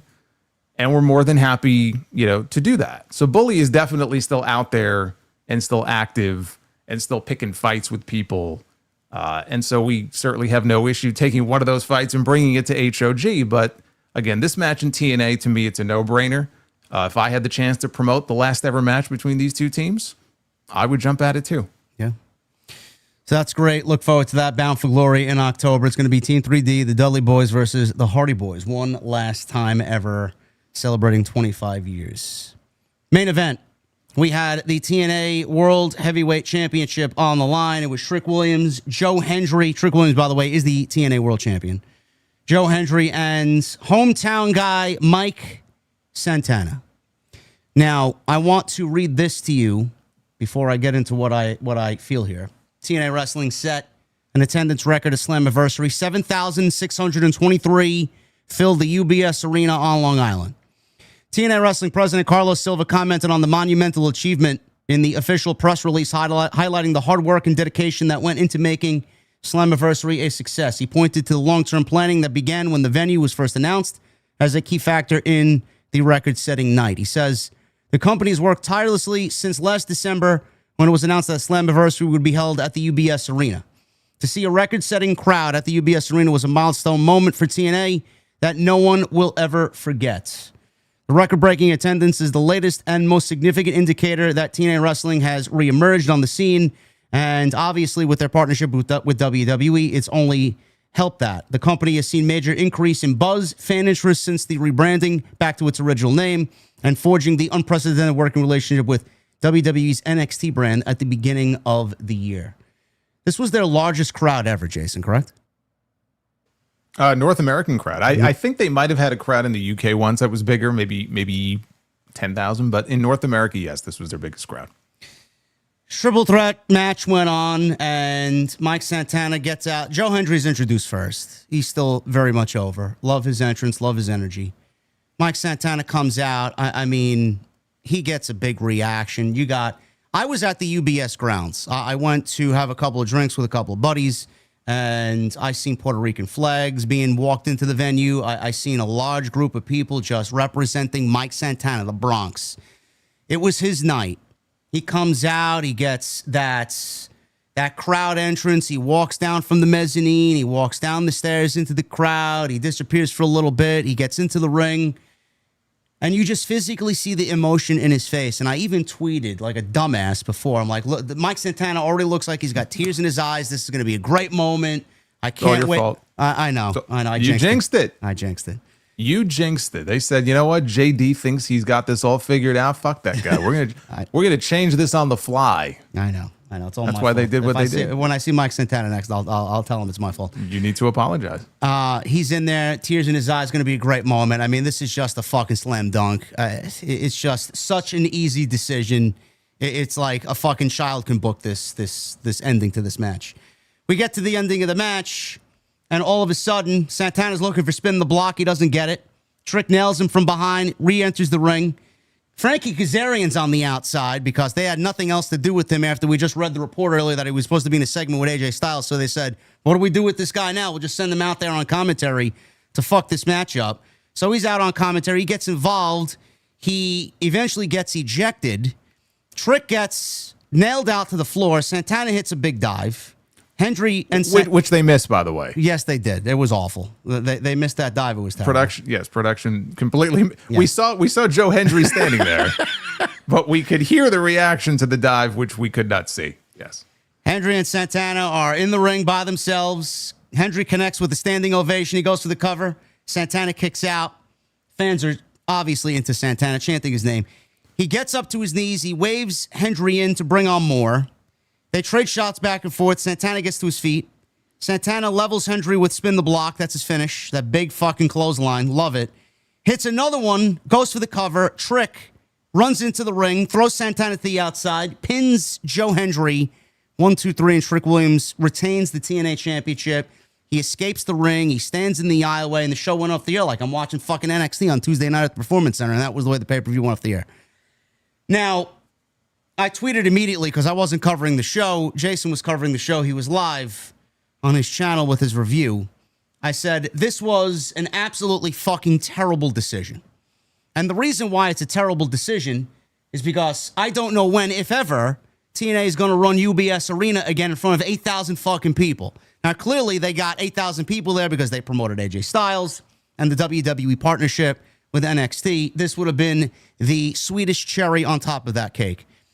And then what pisses me off the most, Jason, is not only that it's in UBS Arena and that it's a slam dunk creative move to give Mike Santana the World Championship, But then I got people arguing with me on social media. Oh, just wait till Bound for Glory. He's going to win it at Bound for Glory. This is all a story. It's going to be TNA versus NXT, and it's going to be his Cody Rhodes finishes storyline. And I'm thinking to myself, looking at these people, I'm like, please tell me these people can't be as fucking stupid as I think they are. I know the IWC isn't really made up of intelligent people, but when they announced that Bound for Glory is going to be in Lowell, Massachusetts, I said to myself, you got a fucking slam dunk, grade A top guy in Mike Santana in New York with an opportunity for him to win the World Championship in New York City in front of 8,000 fucking people, and you want him to win the championship at Bound for Glory in Lowell, Massachusetts? I don't know how you felt, bro. That was, you talk about LOL TNA. This is LOL TNA in the worst way. It's not even fucking funny. It's more pathetic. This was a slam dunk, bro, and they missed the boat on that. They did the same thing with Joe Hendry, and when he won the championship, he was not as hot as he was when they should have given it to him, and I feel like they're going to do the same thing to Mike Santana, but that was an awful fucking decision, man. He should have walked out with the world title. I just think the entire way that they did the finish was just very lame and very deflating. Even so, the idea was that Trick Williams was selling that he might be hurt. He was selling, I think, that he might have a knee injury. He wasn't even doing a very good job of selling that he might be hurt. I mean, he's standing there outside. It's just clear as day. Like, he's just waiting for his cue to get back in the ring. He's literally like, he's being held up by two referees or two people, whoever they were. And he's just watching the match. Like, he's not grimacing. He's not feigning an injury or anything. He's just standing there, right? So it's pretty clear what's about to happen here. But I'm like, well, they're not just going to do that, right? There'll be like a near fall or something. And no, I mean, he just gets back in the ring. He steals the pin. And that's how they go off the air. And the crowd clearly was just very deflated by this. And they put the copyright up, and that's how the show ended. So what you asked me at the beginning what I thought of the show, and I said, overall, I thought it was a fun show. It's just too bad about that dog shit finish, which is what it was. And so for their biggest show in front of their biggest audience, for them to end on that note was not what I would have done. I think it was the wrong move to make. You're in New York. You've got Santana. You've had the championship on Trick now for, I don't know if it's a couple of months, probably been about a couple of months, right? Because he won it in May, right? Didn't he win it late May? What was that show they did Memorial Day weekend? I believe that's where he won the championship, if I'm not mistaken.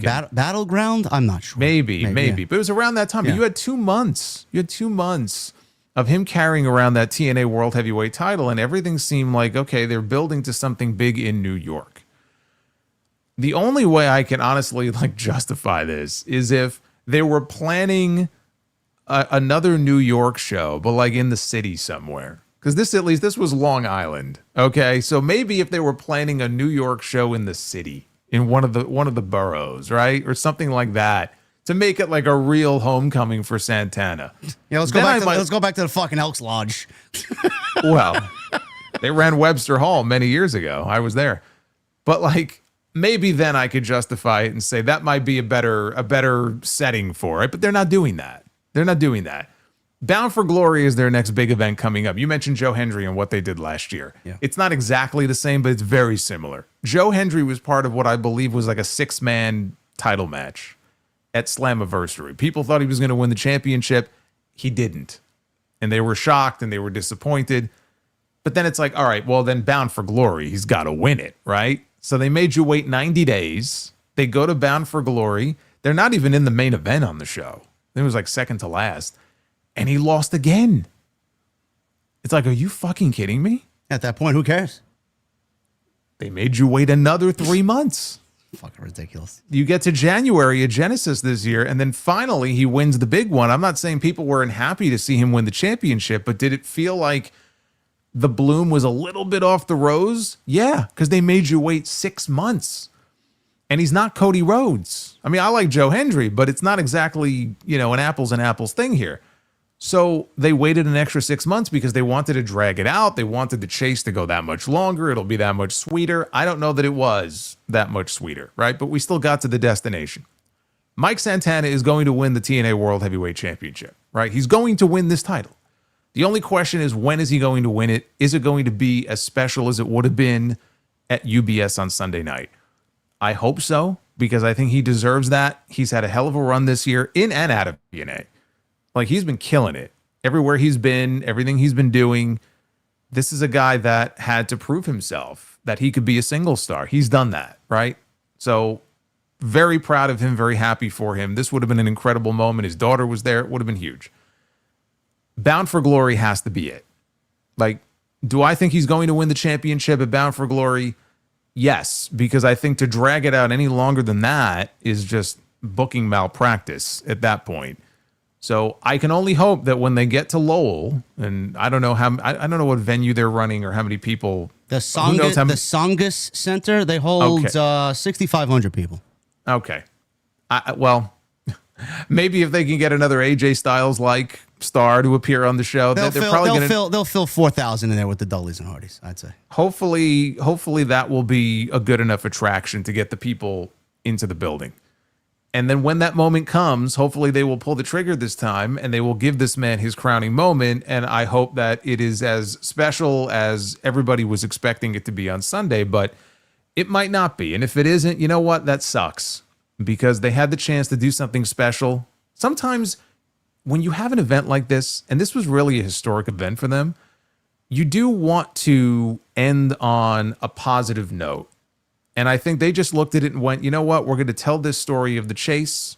We're going to milk this a little bit more and try to make Bound for Glory that much bigger. But also maybe they're looking at it and going, we sure do like having our title on an NXT guy and continuing to get that exposure. Look, Trick Williams was on NXT tonight, apparently doing a segment with The Undertaker.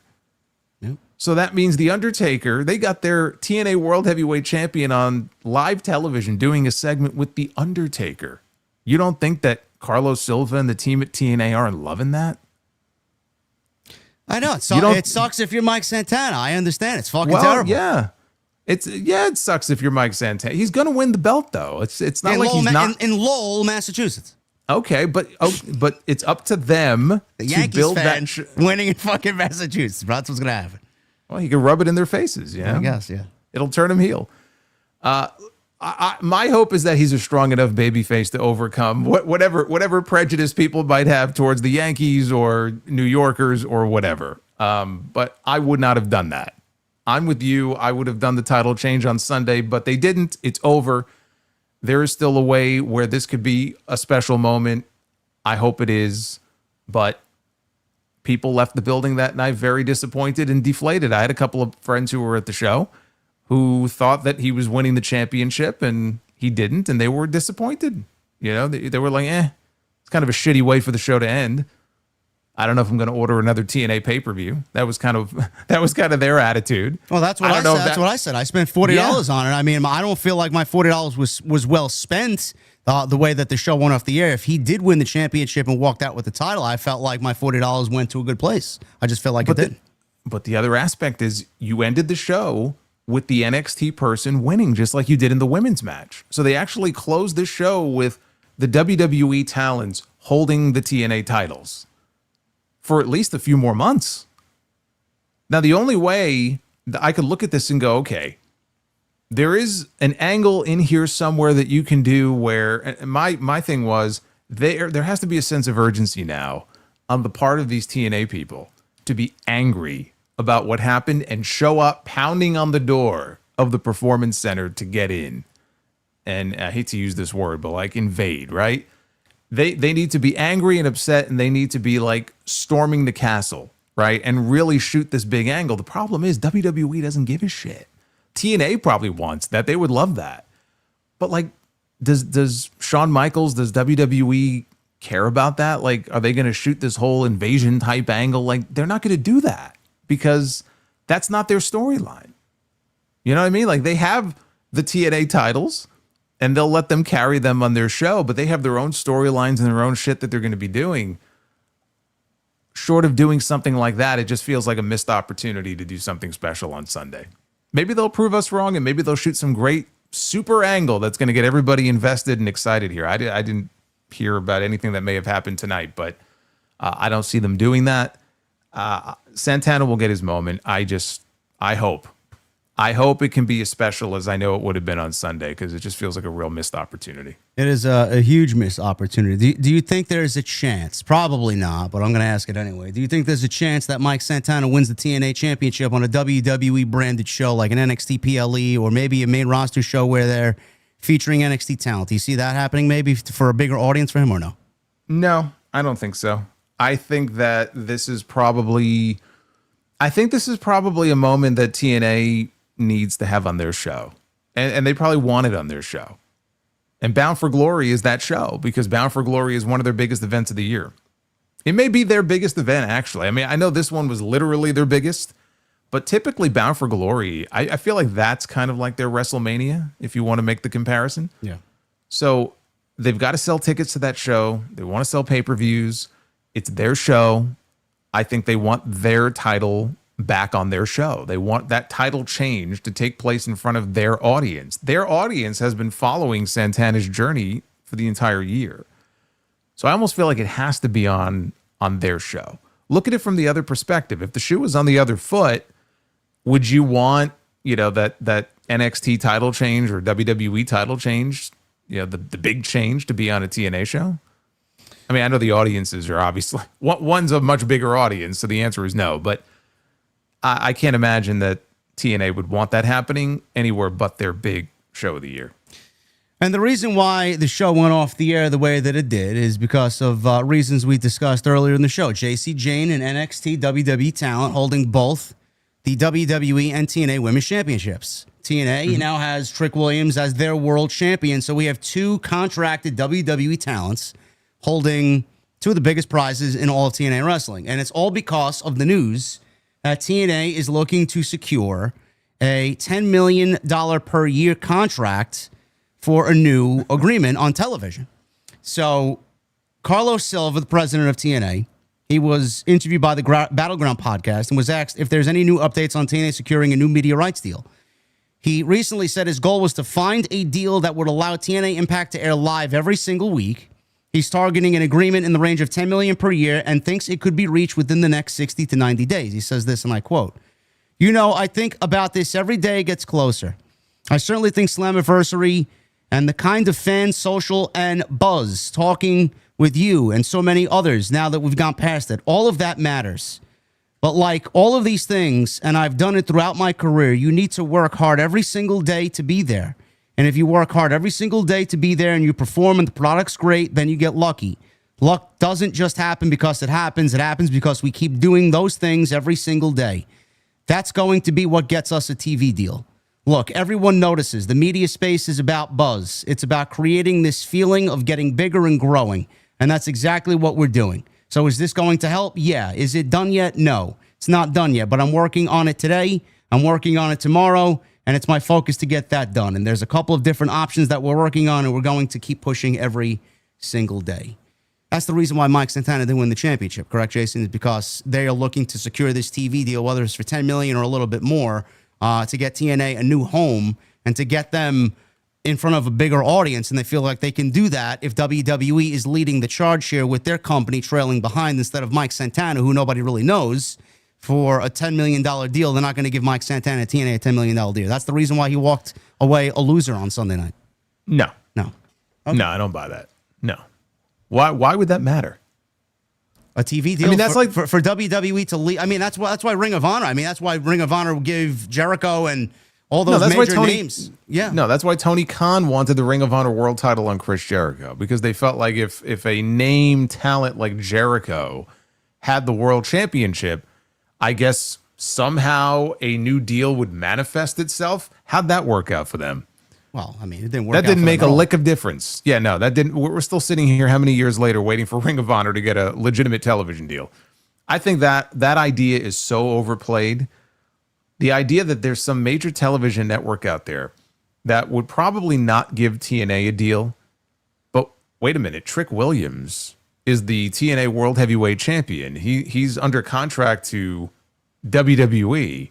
Well, now we're interested. Who gives a shit? Like, the things that matter when it comes to this deal, I feel like the relationship, the partnership that they now have with WWE, the partnership is what's going to probably benefit them and help them get a TV deal. I'm not saying that Nick Khan is himself working the phones with people, but I think that connection to WWE, and maybe WWE has certain connections and has maybe helped facilitate certain conversations. Who knows? That I think is a very real possibility. Whether or not Mike Santana won the title on Sunday or not, I think that means fuck all when it is related to this potential TV deal. It sounds like they think they're going to close a deal within the next 60 or 90 days. The scuttlebutt has A&E as the potential landing spot, although apparently I think it was Mike Johnson on PW Insider who said conversations have quieted in recent weeks, but they've had conversations with the A&E network. Interesting that A&E airs LFG and other WWE programming. And apparently the LFG show in the first season, I think, was averaging something like 150,000 viewers per episode, overall viewers weekly. And I think this season so far, because they're in the middle of season 2 right now, I believe. Yeah, right? the ratings fell off a cliff. Well, it's around 100,000. Now, keep in mind what Carlos Silva said. He thinks that Impact could do on like a big enough network, if they can secure this deal, ideally, Impact could do somewhere from 250 to maybe even as much as 500,000 weekly viewers. Oh, he's got he's got one hell of a fucking imagination, I'll tell you that. It's nice to have goals or strong drugs, okay? It's nice. Do I see Impact doing 500,000 viewers? Which years ago they did when they were on Spike. But do I see that happening again? I don't. Do I think that they could definitely improve the audience? Of course, because I've always said for the longest time, like, so long as they're stuck on Access TV, they're not going to grow. They need better TV. They need a better platform. So even an A&E would be a step up. But if these WWE shows are averaging 100,000 viewers, and this is WWE, what do you think Impact's going to do? Are they going to be doing 500,000, 300,000 viewers for Impact every single week? Probably not. No. So, I mean, that's what he thinks they could do. Realistically, like, reality is a little bit different. So I don't know where they're going to land. They're having conversations. I hope for their sake that they can get a decent cable clearance because they need it. Because on Access, they are not going to grow. But whether or not Mike Santana is the champion or Trick Williams doesn't make a lick of difference, in my opinion. It really doesn't. Well, the way that I look at it is I don't really know how people watch Collision on Saturday night, and that draws anywhere between 300 and maybe 350 every Saturday on a good week when there's no competition. Less when there's competition on Saturday. If 300,000 people are watching that garbage on Saturday, I feel like on a Thursday live, I think TNA could do 200, 250,000 with the right promotion. I genuinely do. Sure, not 500,000 though. No, not 500,000. They could they could absolutely come into the range and ballpark of AEW Collision. Absolutely. On some weeks, yeah, possibly, yes, because Collision is very up and down. I mean, there are weeks where Collision will fall off a cliff, and then there'll be a week where they have a strong week, and they're maybe closer to 400. Right? It's very up and down in that way. And again, that's not inclusive of whatever they're doing on Max because we don't know what those numbers are. But like if they're doing 100,000, let's say, which I think the belief is maybe they're doing 100,000 on Access right now, then sure, if they land on a better cable network to do 200,000, right, to double what they're doing now or 250, that's realistic. And maybe that's not acceptable to some fans. Oh, that's still a low number. But you know what? It's better than what they were doing before. And if the WWE partnership could benefit them in that way, then that's one of the great positives of this partnership. Now, is he going to get $10 million a year? Again, that sounds hopeful. I don't know. But when I hear people like Eric Bischoff going on Ariel Helwani's show and saying that he thinks, and again, I'm paraphrasing here, but saying things like within a year, I could see TNA overtaking AEW and being the number 2 promotion in the country. I'm like, are you on drugs? Are you on drugs? Let me see if I can pull it up here. Hold on. If TNA, I'll tell you what, if TNA can get themselves a $600 million media rights deal, then you might be right. But that's not going to happen. So when you hear comments like that, it's just, I can't take that seriously. He says they're one deal away from being a major player. If they get a broadcast partner if they can get the right broadcast situation because they've got the product, they know what they're doing, there's a good team of people there, they just need a bigger platform. Then he goes on to say, by this time next year, I think so, it could pass AEW. It depends on the TV deal. If the TV deal isn't a big one, isn't a great one, that will be tough, damn near impossible, right? But with the right television partner, they're number 2 this time next year. No, they're not. They're not. Just logistically, numbers-wise, no, they're not. I'm sorry.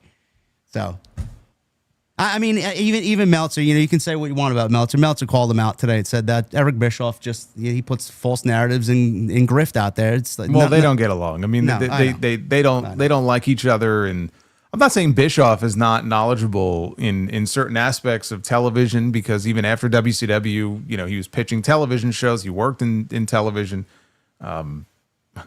The level of success he attained there is debatable, but just the idea that a year from now that they could be number 2 overtaking AEW, like you have to separate your thoughts creatively.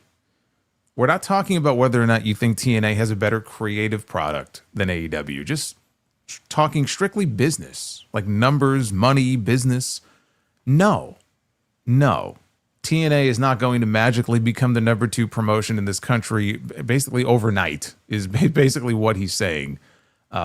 If they can get a deal that can pay them even close to the $10 million that he thinks they might be able to get, that's great. That's great for TNA. I could tell you AEW is making a lot more than that, though, each year. So let's not start comparing the two, because there really is no comparison as things stand right now. I mean, that's being very ridiculous. He also said this is a nice little gem here. I really don't think WWE spends a lot of time thinking about how to compete with AEW. I really don't think. Really. You could have ended it right there. I really don't think. You should have just stopped right there. That's the most honest thing that you've said. Oh, man. That's a very honest statement. So, yeah, that's the news in TNA world. Hopefully you guys enjoyed that. It was our first venture into reviewing a TNA show. It's the first actual TNA show that I purchased on pay-per-view to watch. Really? Legitimately. I wanted to see Mike Santana win the championship. I bought it specifically for that reason. So I was left disappointed. And we both know what Mike Santana has done for House of Glory and the tremendous work that he's done over the last 2 years. I wanted to see him get his moment, but hopefully they get it right at Bound for Glory. That's all we. They're gonna get you to pay for another pay-per-view so you can see him get his moment. $80 in the hole. There you go. We'll see what happens. Where do you want to go, bro? You want to talk about SmackDown? Start with the WWE stuff, and then we'll finish off with AEW. Yeah, let's get into the WWE stuff and sort of group all that together. We should probably just go back to. Well, I'm trying to think on SmackDown beyond the Cena Cody stuff. Well, there's only 2 things I wrote down here. Number 1, the steel cage match. We got the car accident in the beginning of SmackDown where Jacob Fatu was framed by Solo Sikoa, and there was this big scene. I give them credit for starting the show a little bit different, and they wanted to create a narrative throughout the show, which I guess it did. And then in the end, Jacob Fatu was not a part of this accident at the start of SmackDown. It was Solo Sikoa who framed him. And Adam Pearce says, well, you want to frame someone in a car accident that he didn't have any hand in? I'm going to throw you guys into a steel cage match. And then he made the United States Championship match at SummerSlam between Solo and Jacob Fatu into a steel cage match. Now, WrestleVote said that it would be a blood for blood match. I don't think that pertains to the stipulation. It's just meaning that they're family inside the steel cage. Should be first blood. But maybe they change it. Who knows? We still got another 2 SmackDowns to go. So what's really surprising to me, and again, somebody will correct me if I'm wrong, but I don't think I am. This will be the first steel cage match at SummerSlam since 2001, which is wild to think. Because we've had Hell in a Cell matches. There was an Elimination Chamber match on SummerSlam back in 03, but just like a regular steel cage match. It was Undertaker and Kane against DDP and Kanyon. Oh my God, man. That's a blast from the past. Holy shit. Well, what's funny about it is that my favorite SummerSlam match of all time was a steel cage match. It was back in 94 with Brett and Owen. But like to think that we haven't had any regular cage matches on their second biggest show of the year in 24 years is just kind of wild to me. Yeah, well, we're getting one for the United States title. I don't know if it even comes close to measuring up to Brett and Owen, probably not. But no. Let's not set expectations that high. Okay, Jacob Fatu's great and all, but he's not. Jacob Fatu. You know what? Jacob Fatu is great, and we know that already. I have to give props to Solo Sikoa because he is a funny guy. And we're seeing more of his personality each passing week on TV. Like when they arrested him on Friday, and I don't know if you saw the video. I think it was only on social media. But did you see them leading him backstage in the handcuffs to the cop car? I did not. So there's it's like a minute long short, and they're escorting him backstage, and Cody walks by. And he's like, "Hey, Cody, help me out." Like he's asking Cody for help. And Cody's like just looking at him like, "What?" Like he just keeps walking. And he's a naturally funny guy. And so now that we're getting to see more of his personality, I find him very entertaining. Now, match-wise, there's nothing terribly exciting there, but personality-wise, we're starting to get to see the real Solo Sikoa as he kind of opens up more. And I think he's one of the funnier guys they have on the entire roster. Yeah, I agree with you. I said that same thing on Friday. His natural character is coming out where for months and months and months he was just standing there with his arms crossed as the enforcer for Roman Reigns, and he didn't really know who he was. He was just the muscle. And now he's the leader of a group. I guess he needs to have that type of charisma and character if he's going to lead a faction, no? Yeah, I mean, if he's going to be the star attraction in the group, I mean, it's nice to see. He plays it up more for humor. It's very different than like Roman Reigns in the Bloodline, who was always very serious and stern. Sammy was the comic relief of the group, but it's nice when we have some of these Bloodline segments to at least have that kind of comedic element to it. And I hope we get to see more of that as time goes on. But I also hope we see the U.S. title back around Jacob's waist. Yeah, which I think is the case, and I know Solo hasn't really done much with the United States. Not this Solo, that Solo with the United States Championship. Oh, I would do a ton with it. Yeah, you would probably be booked better than he has. Yes, I would represent that man. Best United States champion you've ever seen. With the Secret Hervis following behind, huh? No, I don't need the Secret Hervis. Okay. I'll come up with my own group. All right. Well, Jacob Fatu more than likely is going to walk out with the United States title. We'll do SummerSlam predictions next week. We won't get into that, but that was made. We got a recap of Jimmy Kimmel Live with Jelly Roll, Randy Orton, Logan Paul, and Drew McIntyre. I seen this. I didn't actually watch Jimmy Kimmel Live because I think all those late night shows have just gone the way of shit after the days of Jay Leno and David Letterman. So I haven't really watched anything as far Conan. And Conan was great. I was very sports entertained by this, Jason. I don't know what you thought of it. Jelly Roll chokeslamming Logan Paul was great through the table cardboard. the cardboard table. It got the effect they wanted, so they got what they wanted. Well, I suppose so. But then he, like watching him get chokeslammed through the paper mache table and then lay there like he was dead was quite the scene. So, yeah, this is, I mean, you mentioned it last week, I believe. This is exactly what they wanted. This is what they booked this match for. Yeah, Jimmy Kimmel Live, Spotlight, national headlines. This is it. So you can sit there and cry, well, I think Randy Orton deserves better. I think Drew McIntyre deserves better. Fine. But like we said last week, very well, mind you, what else would they be doing? I would rather them do this instead of a regular boring one-on-one match with no real end goal. Where does it go? I like this a lot better. What was the first thing that Jelly Roll did after chokeslamming Logan Paul through the table? He looked into the camera. And what'd he say? And he plugged SummerSlam. He plugged SummerSlam, that's right. That's the whole reason they're doing this. There you go. They want that publicity. It just so happened that, and I would love to know how that came together. Like, was he always planned to guest host the show before this angle kicked off? Was it done because of this angle? Because that was great exposure for them. They just so happened to be hosting the show and standing in for Kimmel that night.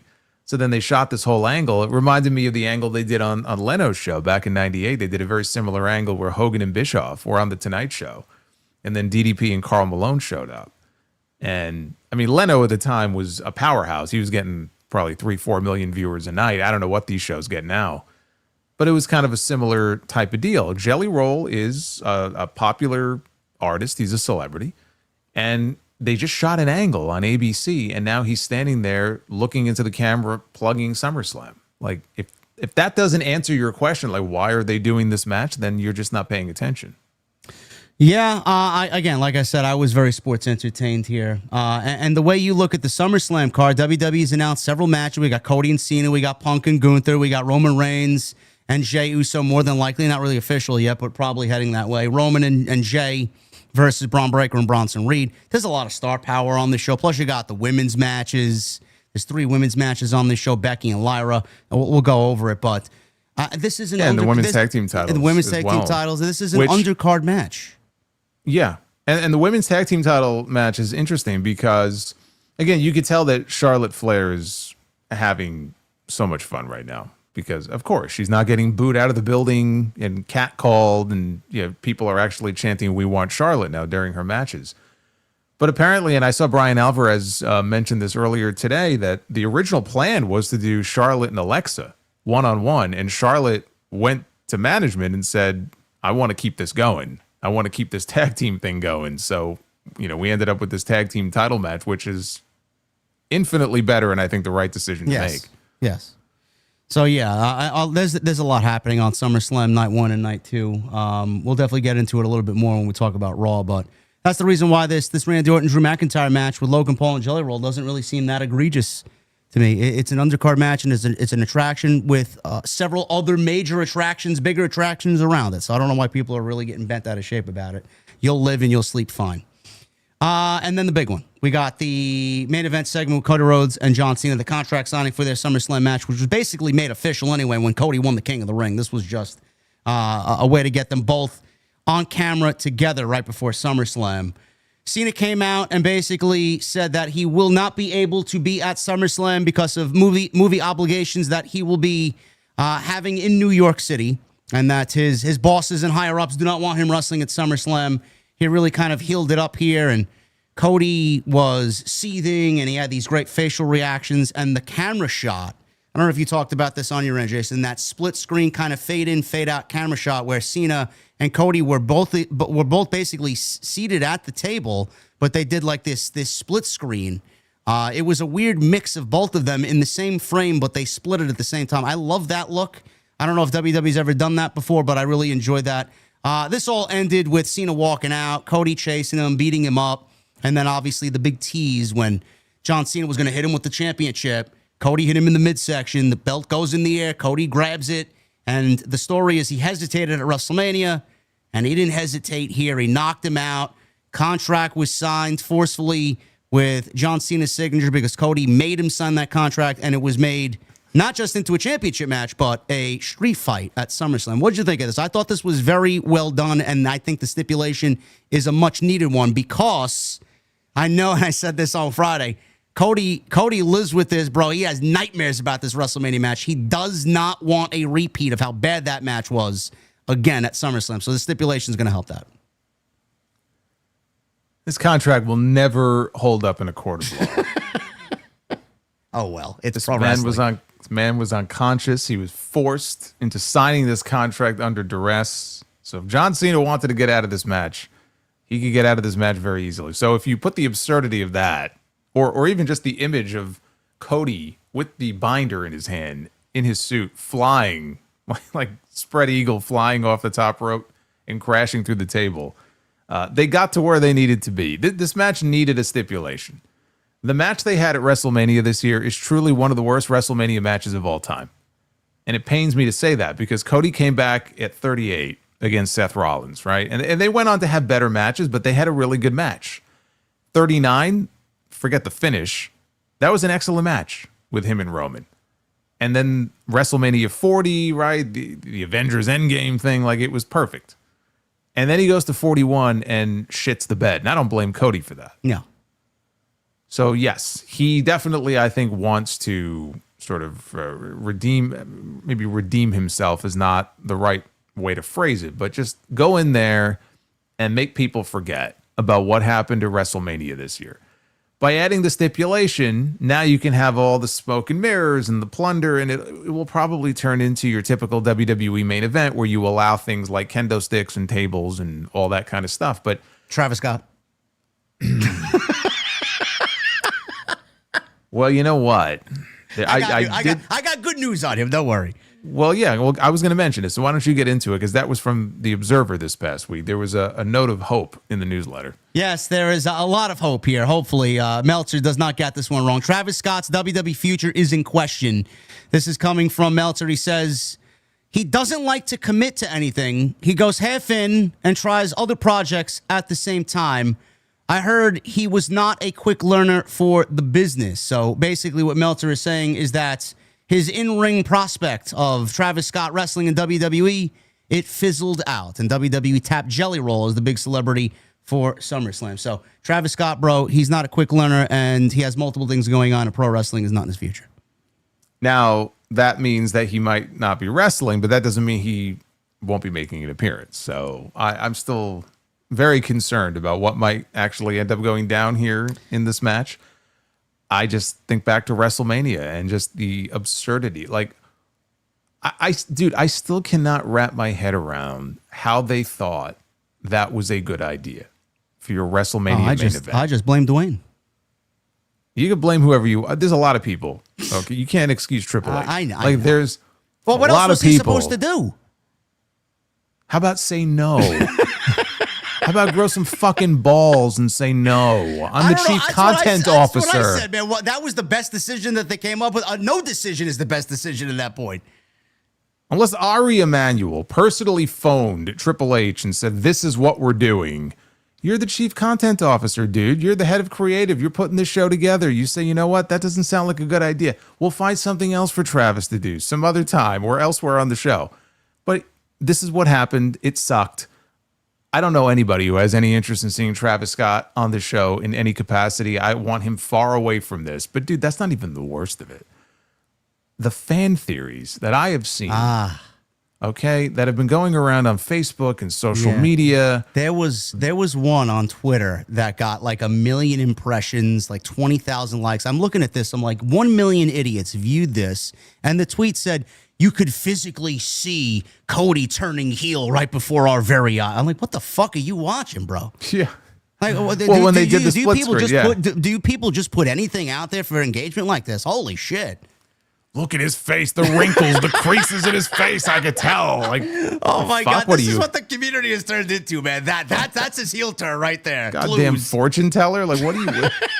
Yeah, they have those people that read your palm, like the lines on your hand, like they're reading the lines on Cody's face. This is the double turn right before our eyes on SmackDown. What are you talking about? God. Well, you know, but here's my thing. So, like, the idea of them possibly doing a double turn, right, in the main event, I don't think it's going to happen. I would not, again, I stand firm. I don't think it's the right time to turn Cody. Cody will go heel eventually, but to do it now, I think would be nuts. But you know what? If they were going to do a double turn, if they could pull it off in a way that was cool or made sense, that's one thing. But these theories that I'm seeing going around that bring up The Rock, and they're tying the final boss back into it. Because he wore the Rolex. Oh, but yeah. Cody. He wore the glasses backstage. The Rock is coming back. Yeah. For 5 seconds when they showed Cody in the back walking to the ring before the main event segment, he had fucking glasses on his face. And I'm like, okay. He's got Oliver Peoples on his face, and therefore that means The Rock is coming back, because The Rock wore the same or similar pair of glasses on the Netflix premiere. It's like, you know that meme from It's Always Sunny in Philadelphia? That one episode of the guy, he's got the board, and he looks crazed, and he's like, okay. And he's like trying to connect all the conspiracy theories and shit. That's what these people are doing. This is what this reminds me of. They're like, okay, so the glasses and the watch and the split screen, here's what it all means. And it's like, I could appreciate people like fans who are super into it and they want to come up with their own theories, right? But what really bugs the shit out of me are the people, and there are people I saw this week, who insist The Rock has to be involved if Cody goes heel. It's got to be The Rock. It's got to be Cody selling his soul to The Rock. And I'm like, were you in a coma earlier this year when we went through all that bullshit the first time? Were you in a coma in a hospital bed somewhere? Why would you even want to go back and relitigate this shit all over again? What are their expectations for this? Do they think The Rock is going to show up again and then stick around? To do what? He's going to show up and then disappear again like he fucking did back in March. Right. He's going to show up at WrestleMania. Right, and get everyone's hopes up, and there'll be that cool shot of the two of them side by side, and then we won't see him again for another year. Why does The Rock have to be involved in any of this? I don't know. I said it on Friday. Fuck Rock. I don't want to hear about him included into any creative ever again. I'm done. Why? Yeah, and I don't understand it. There are some people that have this obsession, like Rock has to be involved. Like he's got to sell his soul, and that way Cena can go babyface and Cody can go heel. John Cena is going babyface. There's no doubt about that. And Cody may go heel at some point. Rock doesn't have to do. He doesn't need anything to do with any of this. Keep him far away from this. I don't know what they have planned for the main event at SummerSlam, and I don't want to know. I want to be surprised. We'll all find out together. But one thing I do know is The Rock does not need to be involved in this. Travis Scott does not need to be involved in this. And if you are someone who feels like The Rock, he has to be. He just has to be involved. Well, then what does that say for the state of WWE if you feel like this doesn't work without The Rock? That's pretty sad. It's poison. Everybody's poison, bro. That's what it is. But they're coming up with all these theories like crazy. The Watch and this and that. Yeah, And we did that back in March.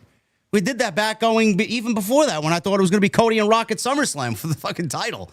You know, I was the one that you pushed thought that I mean, you thought Rock was going to wrestle at SummerSlam. I mean, please. But, I mean, hey, look, I pointed out that Rock's a smart guy. He got to pin Cody on the night one main event last year. Cody still hasn't gotten his win back. And he's never going to get it back. And he's never going to get it back. That's right. And Roman's never going to have an opportunity to beat The Rock either. He's fucking gone. Goodbye. I'm not coming back, man. Fuck this shit. I don't want him anywhere near that creative meeting for anything at all. Cody, John Cena, I don't fuck him. I don't want him. The only time I like to see The Rock is when I'm walking down Target when I got to buy Papa Tui coconut shampoo. That's it. It's the only time I like to see. There's a big billboard in my fucking Target here. That's it. I don't want anything to do with him. I don't know how the match ends. If they go both babyface and they end the show happy and we get John Cena now competing for the last 5 months of his run as a babyface, that's fine. As long as we don't see Dwayne or Travis Scott, like Jason said, I am a happy camper. But yeah, those conspiracies and those discussions and the memes and the engagement farmers, man, you guys are ridiculous. Honestly, it's unbelievable how many people get suckered into those rabbit holes on social media and in these discussions that go nowhere. So please just be mindful who you're following and who you're liking and who you're getting your shit from, man. It's garbage. All of it's garbage. Again, it's just the last time we went through something like this, so the WrestleMania main event, it ended with Rock, who wasn't there. It ended with Rock going on Pat McAfee that week and having to do damage control. Okay, can we not have drama like that? Or did he do more damage instead of damage control? I don't think he helped his cause, but whatever you think of that situation, that's how it all ended. It became this big controversy, and it's like, just tell a good story. We don't need the added drama and the controversy. How could this go so wrong? And how come they didn't do that? It's like, you know what? We don't need to go through that again. We don't need it. It's not necessary. And if you want to turn Cody heel one of these days, go ahead and do it. But that doesn't mean The Rock, he doesn't have to sell his soul to The Rock. To do what? Like, Cody is taking time off after SummerSlam to go film a movie. And Cody has a cameo in this new Naked Gun movie that's coming out now.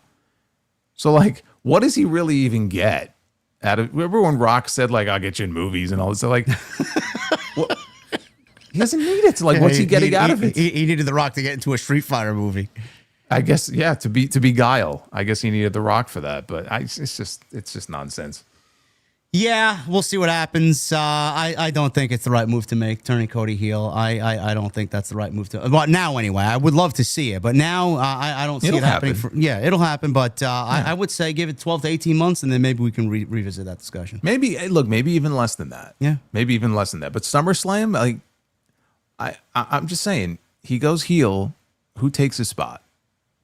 Who is ready to slide into that? Because that's pretty big shoes to fill. He's their top babyface right now. Well, well, it's funny you mentioned that. It's a great set. We didn't plan for that, by the way. It's all unscripted. There is a elite level plan for Jacob Fatu right now, according to the fine gentleman over at WrestleVotes.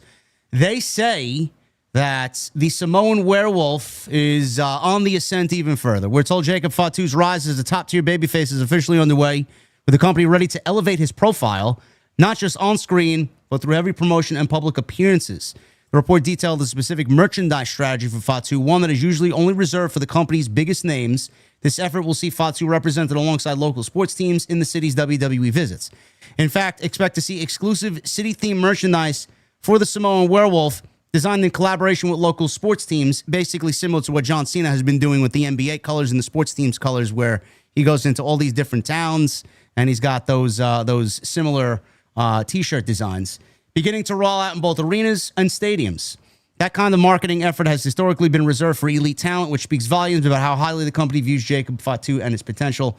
You're talking like guys about John Cena, Steve Austin, and now Jacob Fatu is being thrown into that scenario. So you talk about top names, Jason. I know it's a little too early, but I think we all kind of know where the trajectory is for Jacob Fatu. How long he gets there, that remains to be seen, but could he be the top guy that you're alluding to? If they want to turn Cody heel when the time is right, could he be the top guy to fill that top spot? Could be, but that wouldn't happen this summer. I mean, that's still a little ways off. Yeah, I mean, look, Jacob Fatu and Braun Breaker. I mean, those are your guys right there. Yep. You want to look ahead the next 5 years? I think those are the two guys that they build around. And then who else? I mean, who else may come up from an NXT like an Obafemi? I mean, there are other people kind of coming up the rear who also could potentially fill that role at some point. But I think Braun Breaker and Jacob are the two guys they seem to really be hitching their wagon to and building up, and rightfully so, because both of them are great. Well, the Observer mentioned two of those names, Fatu and Braun Breaker, like Jason said. They also said, this is a gem here. Dave Meltzer reported alongside current top stars Jacob Fatu, Braun Breaker, and the idea right now is to groom Rhea Ripley. He says Rhea Ripley is viewed as the obvious long-term face of the women's division going. It's like Dave just watched the show last week. Like I didn't know why he didn't know this and why this is fucking news. You know, that newcomer, Rhea Ripley, bro. She's on the rise. I thought she was already the top female star in the company for like the last 2 years. I mean, I guess I was mistaken. She got a bigger fucking reaction than Roman Reigns last night. Holy shit.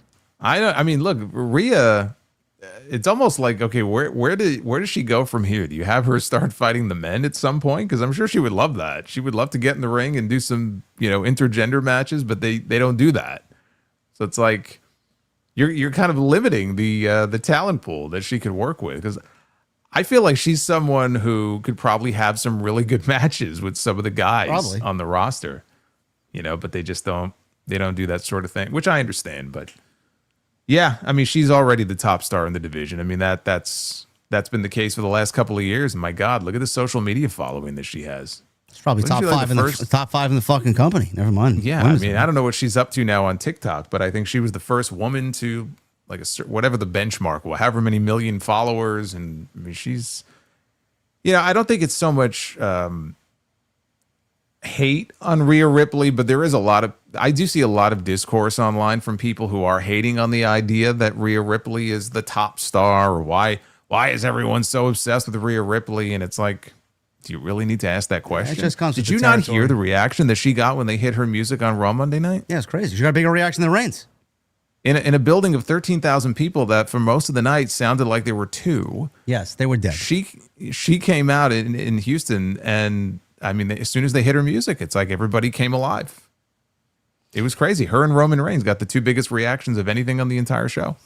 It's like Houston reacted to everything but the pro wrestling last night. It's like, what the fuck? Yeah, I don't know what was going on in Houston last night. Houston, we got a problem. But definitely. I mean, 13,000 people didn't sound like it for most of the night. Yeah, well, that was from the Observer. I mean, that's been a thing. But Braun Breaker and Jacob Fatu, you obviously see what they're doing there. We'll definitely get into Monday Night Raw in just a second. Couple of other pieces of news here. Price increase if you guys are subscribers to Peacock.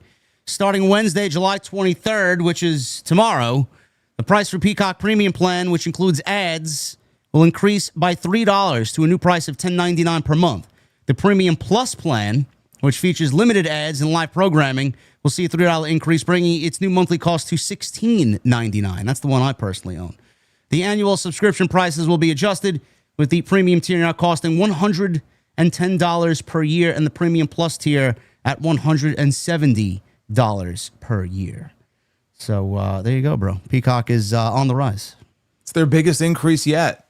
Yeah. So a lot of people are very upset, but I mean, this has been the case for a while. I mean, a lot of these services, Netflix too. Yep. Feels like every few months, they're going up and away. I don't see that changing anytime soon. Now, if you need a reason to cut the cord on cable, there you go. I mean, how much more can you pay for cable and then these services if they're only going to continue to be hiked up in price?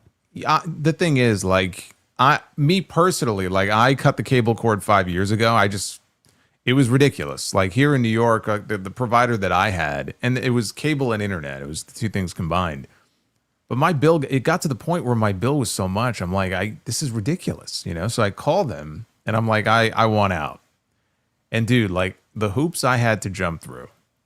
One person connected me to a different department. Then they escalated it to another department.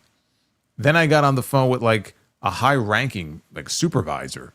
And they were like, sir, we'd like to correct the situation. So we're prepared to give you like a $30 discount. Each month. Wow. Yeah, which would have brought the bill from like 300 to like 270. Like, gee, thanks. That's great. I'll tell you what, if I change my mind, I'll be the first person. I want your name and number. I'll call you personally and say, you were right. I want to come back. That was 5 years ago. I'm not going back. I'm still paying less than I would if I still had cable, but it is a lot more now than it was when I first cut the cord and did like YouTube TV and all these different services 5 years ago. Like it has gone up a lot since then. I'm still ahead of the game though. So give it another 5 years. It's like you're back with cable all over again, but not with cable. Yeah, something like that. Yeah. I mean, at some point, I imagine some of these streamers, there's going to be some consolidation going on. What do you got? YouTube TV? I have YouTube TV. I was thinking, it's for me anyway. Like I wasn't sold on it initially until I started using it, and I realized how many channels I had that I wasn't even watching. So I don't feel like I'm missing anything. I have what I need. Yeah. And you get the unlimited cloud-based DVR and all that other stuff. The app works. I always had problems with the freaking cable app. I'm like, this is a lot easier for me. But there's other services. They have Sling. They have, because you still have cable, right? I have Verizon, yeah. Yeah, you should look into some of these other options. Yeah, I might have to. In addition to the price hikes, also, this is also in the same news article, NBC Universal is testing a new, more affordable option called Peacock Select, which will be priced at $7.99 per month or $79.99 per year. This plan will reportedly feature current seasons of NBC and Bravo shows, along with an assortment of library titles. So there you go. You got a $7.99 option if you guys don't want to go with the premium and the premium plus. So we'll see that happen tomorrow. Jesse Ventura. This was in the news. Jesse Ventura's role at Saturday Night's Main Event reportedly reduced due to commentary at previous event where he went off in the steel cage match for Drew McIntyre and Damian Priest. I loved it. That was the best commentary on the entire show. So this was coming from The Observer. Dave Meltzer detailed the limited role Ventura played on the July 12th show with Goldberg retiring. They toned way back on Jesse Ventura. He opened the show with a stand-up with Joe Tessitore, did his cool delivery, and that was that. He was never seen for the rest of the show. Meltzer attributed this decision to a fiasco that occurred during Ventura's previous guest appearance on the May 24th edition of Saturday Night's Main Event. According to the report, following that appearance, the call was made to not let him announce on the July 12th broadcast. The fiasco Meltzer referred to was Ventura's guest commentary during the steel cage match with McIntyre and Priest. During the match, Ventura was openly critical on air of a long-standing WWE rule that allows a competitor to win a steel cage match by escaping the cage. As the competitor attempted to exit through the cage door, Ventura exclaimed, "Wait a minute, how do you win it going out the door? What kind of bullshit is that?" He later sarcastically added, "Why didn't he call up the limo driver and have him drive up to open the cage door too?" These comments were critical. WWE obviously has their own rules and presentation of a steel cage match, and that reported led to the decision to limit his on-air role for the July special on the 12th. I don't know, man. It looks like Jesse Ventura is not going to be on commentary anymore.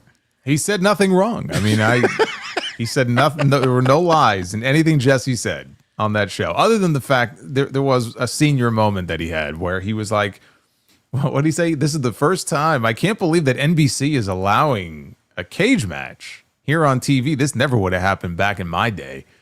And I'm like, Jesse, you were on commentary for 2 cage matches that aired on NBC on Saturday Night's Main Event back then. So he forgot about that. But as far as like what he was saying at the end of the match, because the finish, the way they did it, that was when Damian Priest just casually walked out of the cage. And this is what ended his big feud with Drew McIntyre. And I just remember like everything Jesse was saying was spot on. But I'm thinking I could see some people backstage probably pulling their hair out right now. Or if you're someone sitting back there without any hair on your head, you know, maybe you just, ripping the glasses off or something. But I mean, look, have a conversation with the guy. Tell him, look, maybe don't do this. I know he's Jesse. He's probably going to do what he wants. But it's like to just take the guy off commentary if this is true. We don't know if it's true, but I think that sucks. I think having him on commentary for one match per show is perfect. So he doesn't overextend himself. And if he goes on another rant, like, dude, you're going to tell me that's not entertaining? I love it. He'll continue to do it because he's getting paid probably very handsomely to do so. But at some point, he's going to get bored and say, "Why the fuck am I wasting my time? If I'm not going to be used in the role that I was used, why am I going to come back just simply for the payday?" I guess that maybe he will. I don't know. Yeah. No, I mean just to stand on the platform for one and wear his fucking boa. Yeah, and he's clearly reading from the script when they have him with Tessitore. He's like looking down and saying the dumb nonsense they have him saying. It's just kind of a waste of what Jesse is really good at. He may not be the same as sharp on commentary as he was fucking 40 years ago, obviously, but I always thought it was very entertaining, especially when he would go off like that. He would go off on the referees constantly, even when there was really no reason to go off on the referee. Like, that was 3, and they show the replay, and it's like, no, it was 2.5. But he was insistent. Like, the referee, who hired this person? This person doesn't know what they're doing. I'm like, I like this guy. He's entertaining. I would have loved to hear him on commentary for Goldberg and Gunther, but he wasn't there. God. Well, you would have given Goldberg something else to complain about. I know, probably. So yeah, that's that.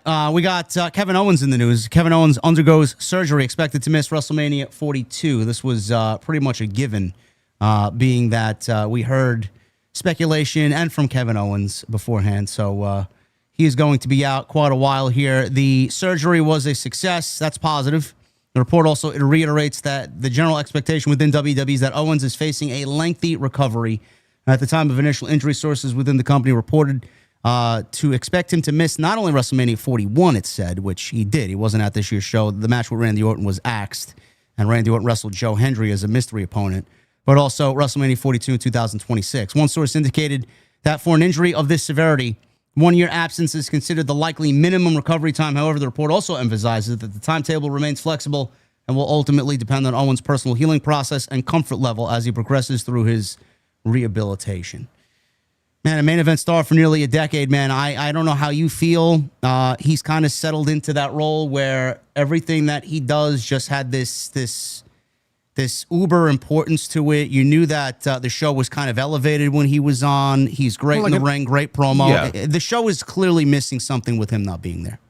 Well, just like an authenticity to it. Yeah. He was one of those heel characters on the show, like a Drew McIntyre also, who made a lot of sense in what he was saying. You know, he tried to inject common sense into everything that he did. And again, he could work with anybody. He, for many years in WWE, was used as like the ultimate utility guy, where whether it was comedy stuff with Elias and his who was Elias's brother? Ezekiel, right? Whether it was doing comedy stuff like that or more serious stuff, working with the Bloodline, he knocked it out of the park, you know, because he's just really good at his job and really good at what he does. So it sucks not having him around, but obviously the most important thing is just his health and comfort. If he's not able to come back to the ring, then so be it. You know, he's got to be able to live his life pain-free. I know he was having issues with pain and discomfort. It was in his legs and his extremities, and that's scary stuff. And if it takes him a year and a half, it took Randy Orton 18 months, but he came back. And I'm hopeful that Owens will too. If that means he has to miss another WrestleMania, then so be it. I just hope he comes back as close to 100% as he can be. Totally. And if he does not wrestle ever again, nothing to be ashamed in. He has a Hall of Fame career 5 times over. So he's unbelievable. So yes, so hopefully he gets healthy once again to live a normal life. I'd love to see him back personally. I know Jason would as well, so we'll keep monitoring that situation. But the successful surgery is successful, so we'll keep an eye on that. There's Omos news. Yes. Really? Omos, yeah. Are you an Homo sapien? I guess I am. Yes, I guess I am an Homo sapien. I was following as he was on his journey in Japan as one half of the GHC Tag Team Champions. He seemed to be doing really well there before they pulled him from there, and they brought him back. And I thought, okay, I guess they have some idea for him. I haven't seen him since. Well, listen, you'll be happy to know that they have him on the plane traveling internationally again. WrestleVotes is reporting that Omos could appear for a major Mexican promotion. AAA is being eyed for Omos. The goal of the potential move would to further establish him as a true special attraction outside the WWE bubble, says WrestleVotes. The strategy would be similar to the recent moves for Omos. The report compared the idea to his brief Noah stint this past winter, where Omos traveled to Japan to compete for Pro Wrestling Noah. A run in AAA would be the next step in building his reputation as a unique global attraction that could appear in WWE's partner promotions. It's like they're trying to create their own Andre. Hey? Andre was the traveling attraction. You know, he would go from territory to territory in different countries, and it's almost like they're trying to recreate that with Omos here. It's good. It's good that they're actually doing something with him, since they've done nothing with him for a couple of years now. Well, if Legado del Fantasma could win the AAA Tag Team Championships, Omos could certainly have a run there himself. Why not? Well, you know what? Maybe we can get a tag team thing going with Omos and Mr. Iguana. Maybe. Or Omos and Psycho Clown. I don't know. One of those guys down there.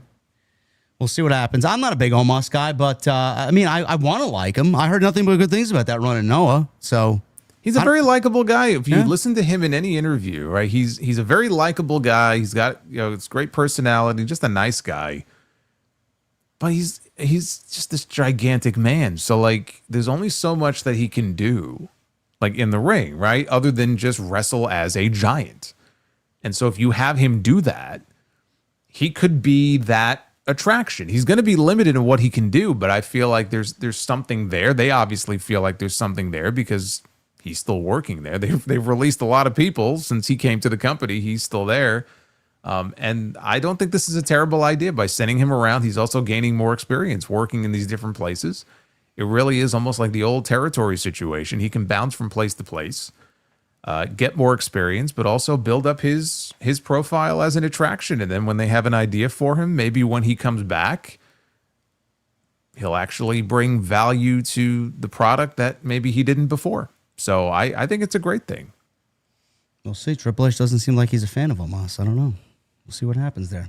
What makes you think that? The fact that he hasn't done anything with him since he When was the last time we seen him? A Royal Rumble 3 years ago? I think so, yeah. I don't know.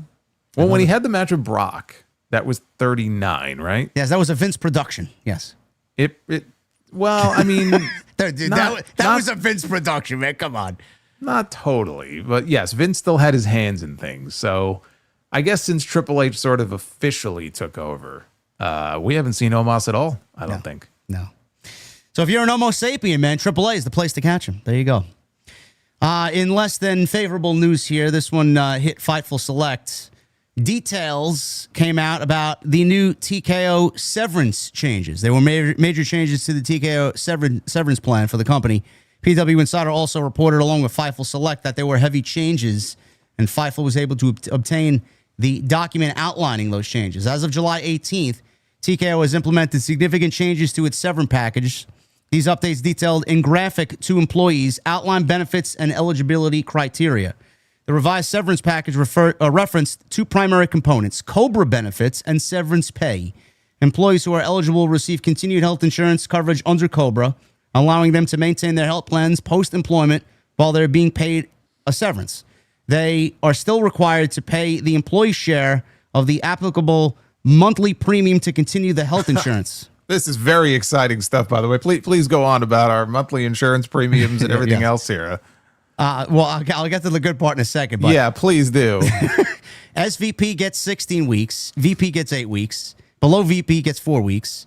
And then SVP gets 52 weeks, VP gets 36 weeks, below VP gets 24 weeks. Now, the reactions, this is a good part. The reaction within TKO was one of disgust, with many of the employees of less than 5 years frustrated. There was speculation among employees that believed this was TKO getting ahead of potential cuts. However, that was just speculation and not something rooted in direct evidence, says Fightful Select. You hear, Jason, that the company's in $3 billion in debt, and I'm assuming this has to do with that, and they're trying to cut money any way that they can. But my question to you is, before we move on to Raw, a lot of people were so happy and so gleeful that, WWE is no longer under the control of Vince McMahon and this and that, and Triple H is leading the charge. Obviously, they're having a very much down year compared creatively. I'm not talking about business-wise. Their business is actually up. Creatively down compared to last year. Their business is up.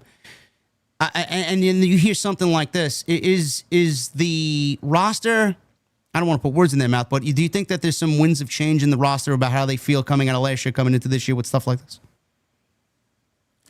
I mean, this doesn't have anything to do with the roster. I know, it will eventually trickle down to the roster is what I'm trying to get at. Well, maybe yes, maybe no. I mean, right now, this has more to do with the corporate end of things. I'll tell you what I was more kind of alarmed by. Like, this story broke, and all the websites covered it, and like the number of comments that I saw under like each post from people talking about like, oh, how could they do this to the wrestlers? They give their bodies, and I'm like, what? Like, I didn't mention one wrestler on this report. What the fuck are they talking about? Well, right, they think that this has to do with the wrestlers. It has nothing to do with the wrestlers. The wrestlers are independent contractors. They have no benefits. Like, this is about the Randy Orton's a fucking SVP. That's why. Yeah. Well, Randy Orton's like, what are you doing to my Cobra benefits? The Cobra benefits of the Viper? Like, no, this has nothing to do with the talent, just for the people who think it does. It's still a shitty situation, but it's corporate America. WWE is owned by TKO. TKO is looking to cut costs. Apparently, this is something TKO has done before. I'm not shocked by any of it. It sucks. There's no defending it.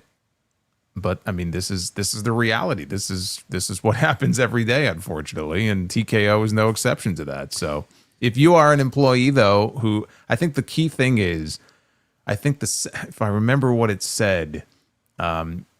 If you left, your severance, maybe you have it in front of you. Was it?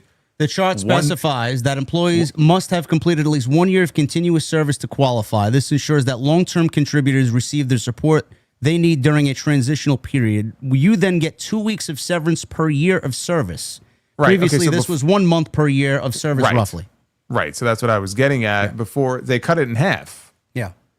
So I would imagine there were a lot of employees who are not very happy about that. And apparently there are other cuts that may also be made soon. So, yeah, look, I feel badly for the employees who work there, but I'm not shocked by any of this. This is straight numbers shit right here. It doesn't really, matter to them. The impact it's going to have on some of these folks, that's not what they're interested in. They're interested in their bottom line, and it's all they care about. It's corporate America. We don't know what it means here. TKO getting ahead of potential cuts, whether that means personnel in the office or on screen that you see weekly. We don't really know, but there are more cuts coming eventually. We just don't know when. So that's the news there. We'll get into Monday Night Raw, and then we'll end with the Hulk. Actually, we got some AEW stuff too, and then we'll get into the Hulk Hogan stuff. Briefly, Monday Night Raw. I thought it was a great show. I thought outside the crowd, the substance on Monday Night Raw was really good. They loaded the show up. It was a really entertaining show, match card-wise. Roman Reigns was there. CM Punk and Gunther had a face-to-face. We'll start with that, Jason. That was the big thing that started Monday Night Raw off. Punk and Gunther.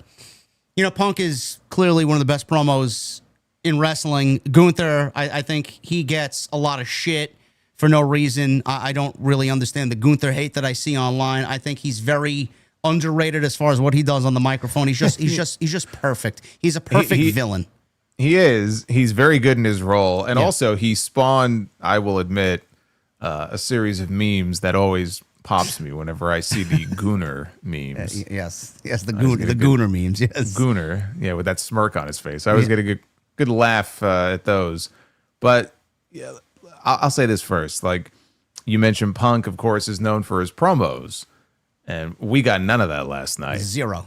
Not that there was anything wrong with the substance of what he said. He was talking about, going to SummerSlam and he's going to give it his all and all that stuff. But like, that's not what people want out of a CM Punk promo. And we only found out that he was the number one contender last week, which gives them 2 Raws, one of which is now gone, to actually build the match. Yeah. There's 1 Raw left. Where was the back and forth between them? Well, I was told, bro, by the people on social media who apparently know everything. But when I put my opinion out there, I'm a know-it-all. I said this same thing last night. You have 2 weeks to build to this match. They said, "Oh, just wait for it next week, JD." Well, what do you mean wait till next week? We got 2 fucking weeks before SummerSlam. Why can't we do it now and then do it again next week? What are we waiting until next week for? Yeah. Well, I guess that'll be CM Punk's rebuttal, because when Gunther was done talking last night, the production truck just started playing Gunther's music. They decided this segment is over, and CM Punk will have no rebuttal to be had here on this show. But it was like, we have 1 show left now. And so, yes, I hope we get a really good, like, face-to-face, back-and-forth, actual, like, promo battle or promo segment here between these 2 guys, because that's what makes the CM Punk promos that we've seen from him since he came back, like the ones with Rollins, like McIntyre, like that was his best work. That's the CM Punk I think that people want to see when he has a microphone in his hand. And last night was very just basic formulaic stuff. So it was like, all right. He said his piece, Gunther said his, but it was kind of lame. And now we have 1 week left to go before this big championship match. I hope we get a hell of a lot more than that next Monday. Well, I listen, regardless if we get anything more than what we got this week or not, I'm just going to put this in the bin of conspiracy, because I am very much still in the camp of what we're seeing now with Punk and Gunther, 2 weeks for a championship match. CM Punk is not beating Gunther at SummerSlam for the World Championship. I'm just going to throw this into the Seth Rollins is playing with us all toy bin. We got news on Seth Rollins here, because I know we talked about this last week. I'm pretty sure Jason feels the same way he thought last week. I don't think anything has changed on your end, correct? That Rollins is trolling us here? I definitely I definitely think that he is not as hurt as, like, Paul Heyman last night said. He's going to be gone for a long, long time. No, he's not. Yeah. Like, I don't buy that. I can believe that there's a more minor injury, and they are letting people think that he's going to be gone for an extended period of time, but he's going to be back a lot sooner. So I do think there's a possibility maybe he won't just show up at SummerSlam.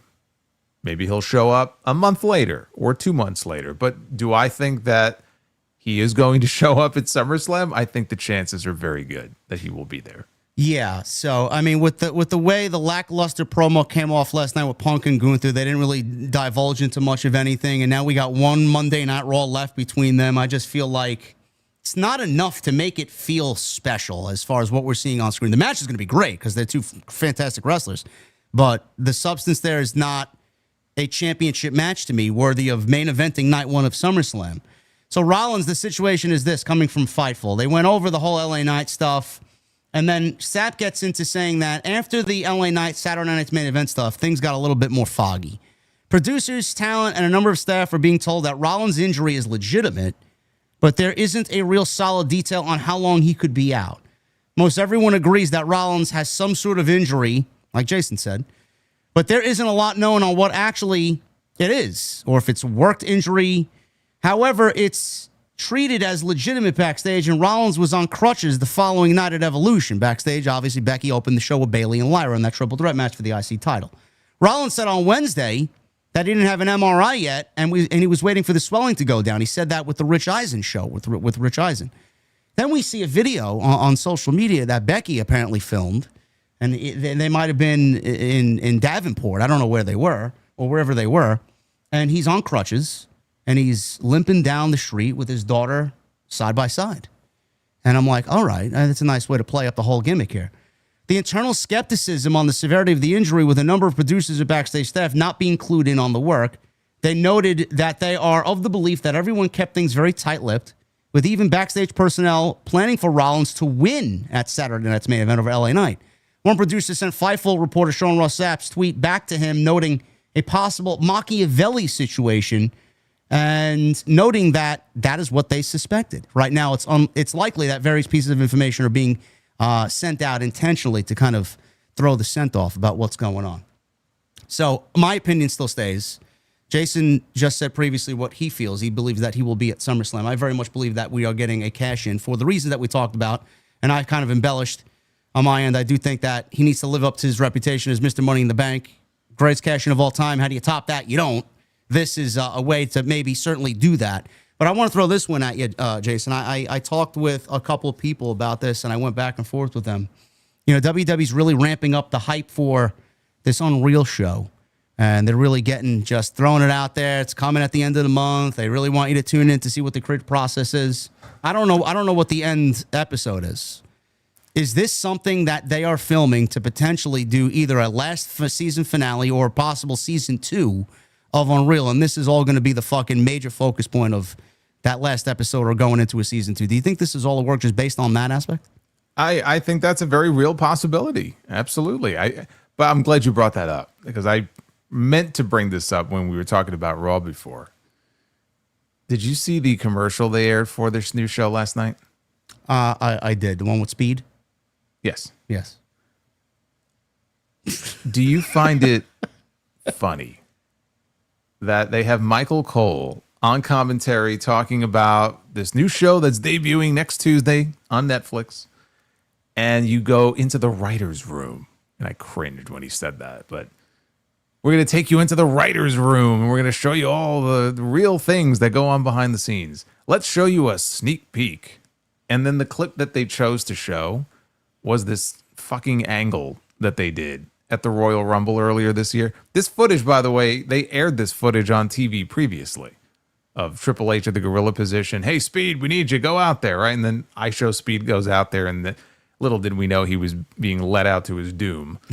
But like, it's an angle. Like they're telling you this is a real show, and the clip they chose to use as a sneak preview for the I guess first episode was a fucking worked angle that they did at the Royal Rumble this year. That's an odd choice. Why would you show that?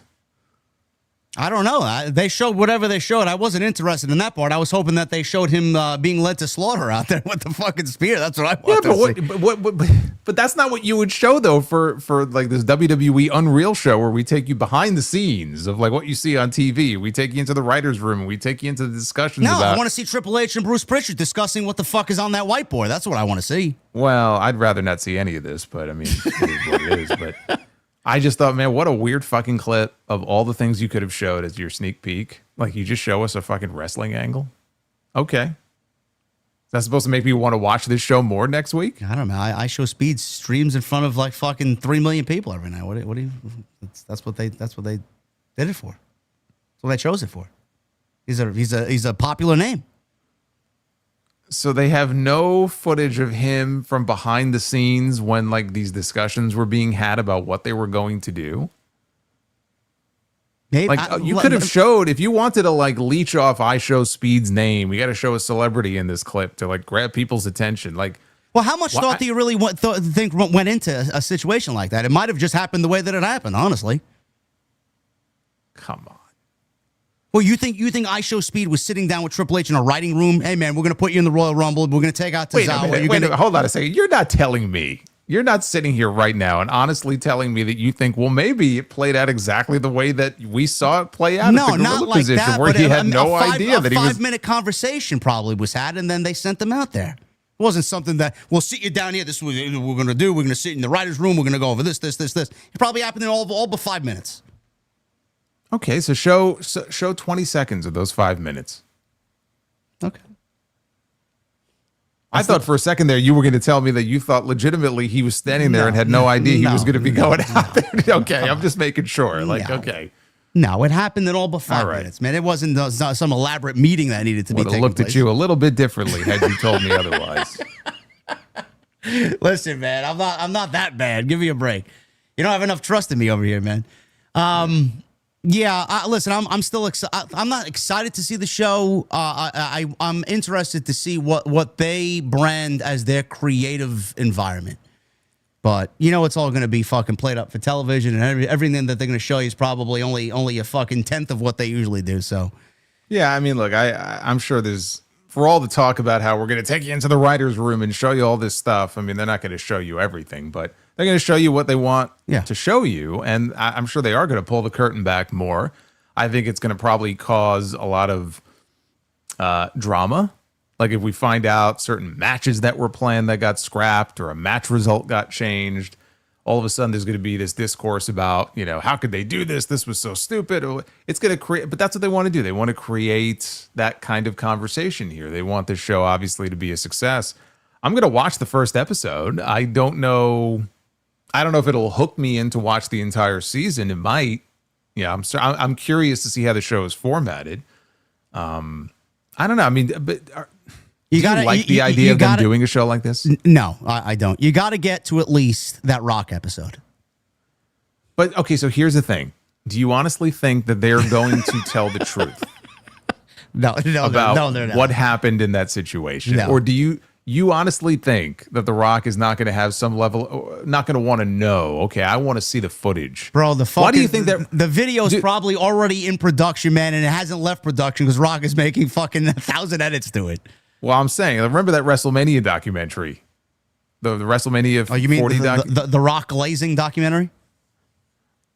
The documentary that was supposed to come out the Wednesday after WrestleMania and got delayed by how long, and we weren't told it was like why it was delayed. Extra 4 weeks it was delayed.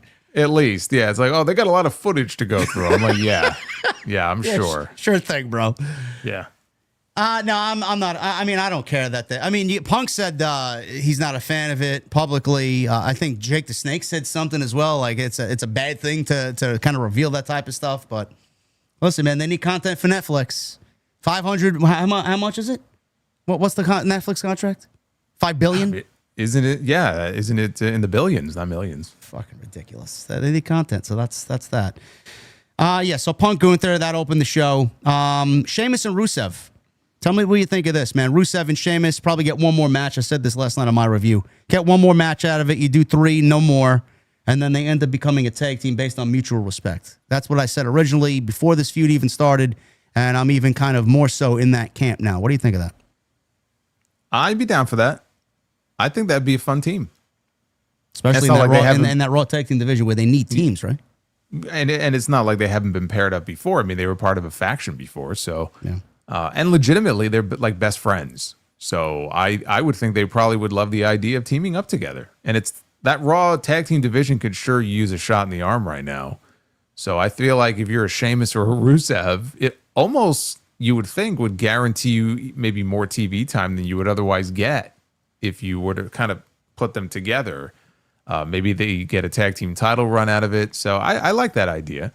I think if they do the third, well, they're going to do the third match. I was thinking maybe they add one of those stipulations to it, like the old-fashioned Donnybrook or whatever they call it. Right? Yeah. Sheamus has had a couple of those. I could see it being something like that. And then the mutual respect angle, yeah, I hadn't thought about that, but yeah, I'd be down for that. I like that idea.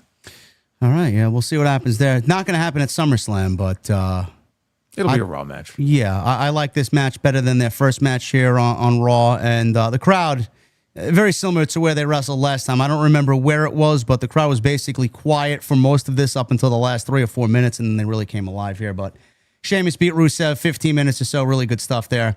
Speaking of the tag teams, we got the LWO, now the number 1 contenders for the tag team championships. I said because the New Day, they don't want to run the New Day versus Judgment Day again. They don't want to run the Creeds versus Judgment Day again.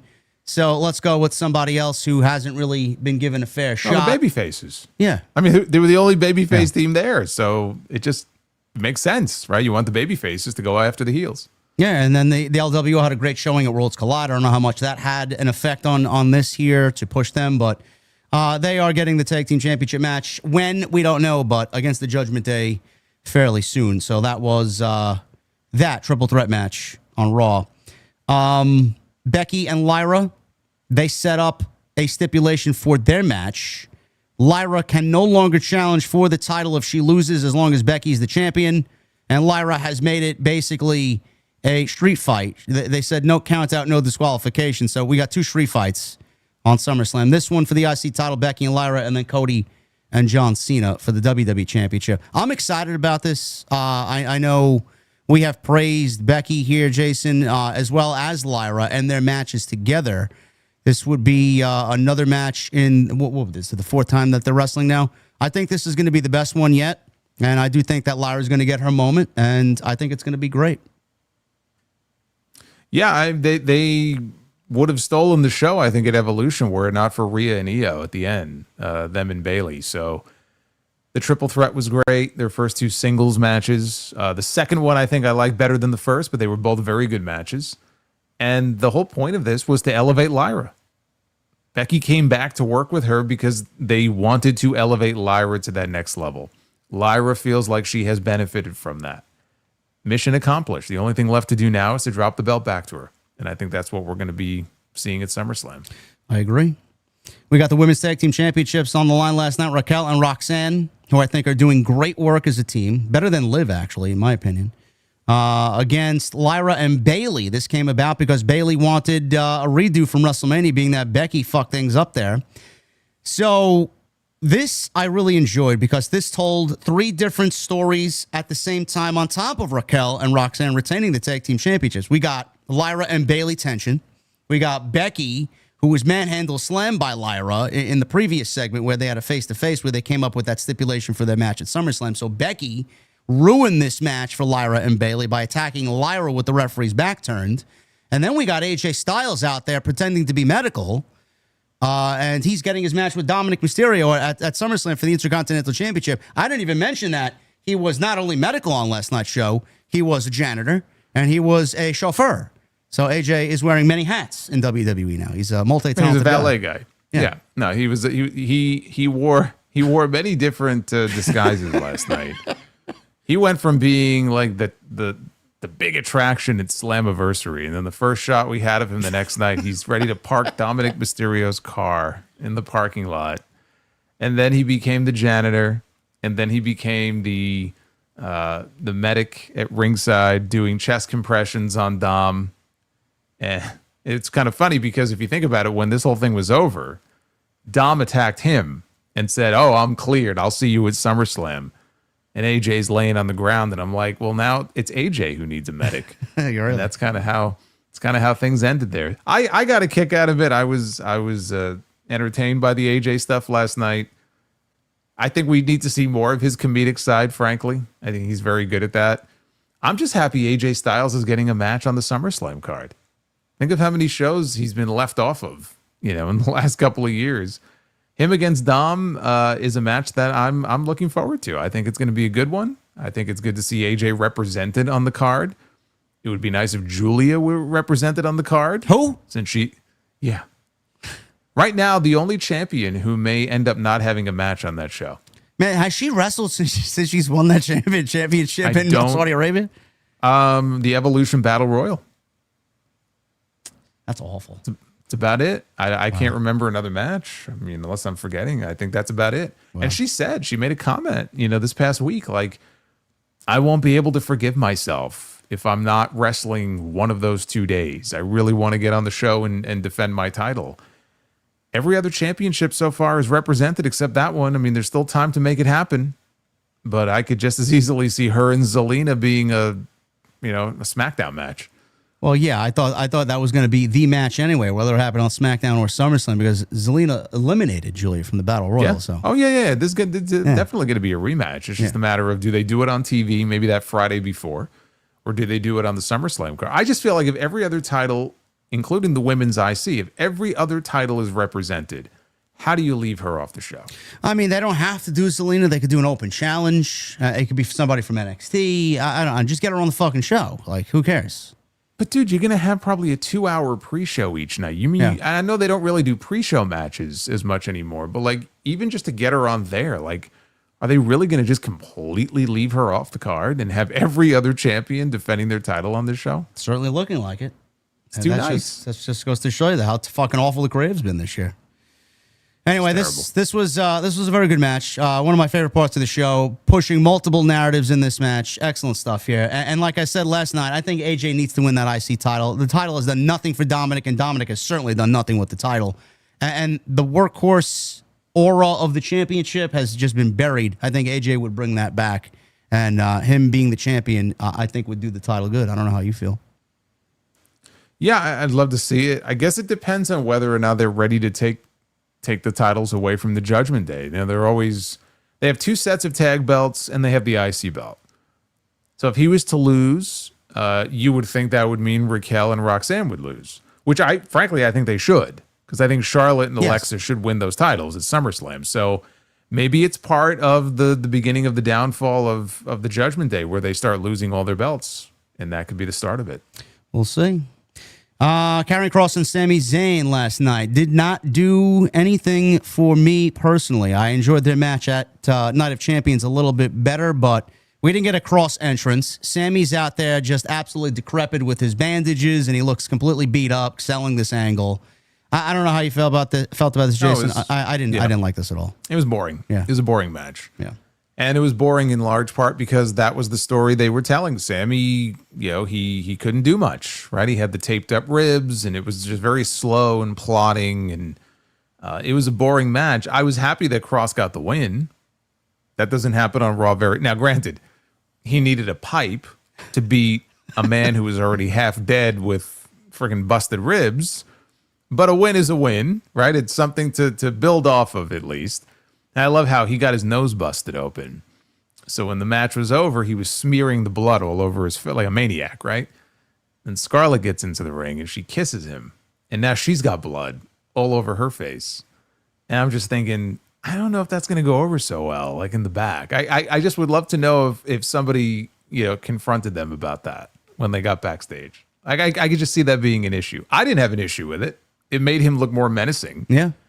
But I don't know. I don't know if that's the visual they were going for, though. Well, he's got to do something to get himself some sort of attention, because last night's match certainly wasn't it. Karrion Kross wins with the steel pipe to the midsection, pins Sami Zayn 1, 2, 3. Io and Stephanie got added to the show on the show. This was not on the show before on WWE.com, so it was a late addition. Very good stuff here, as you would expect from both ladies. 2 of the best they got.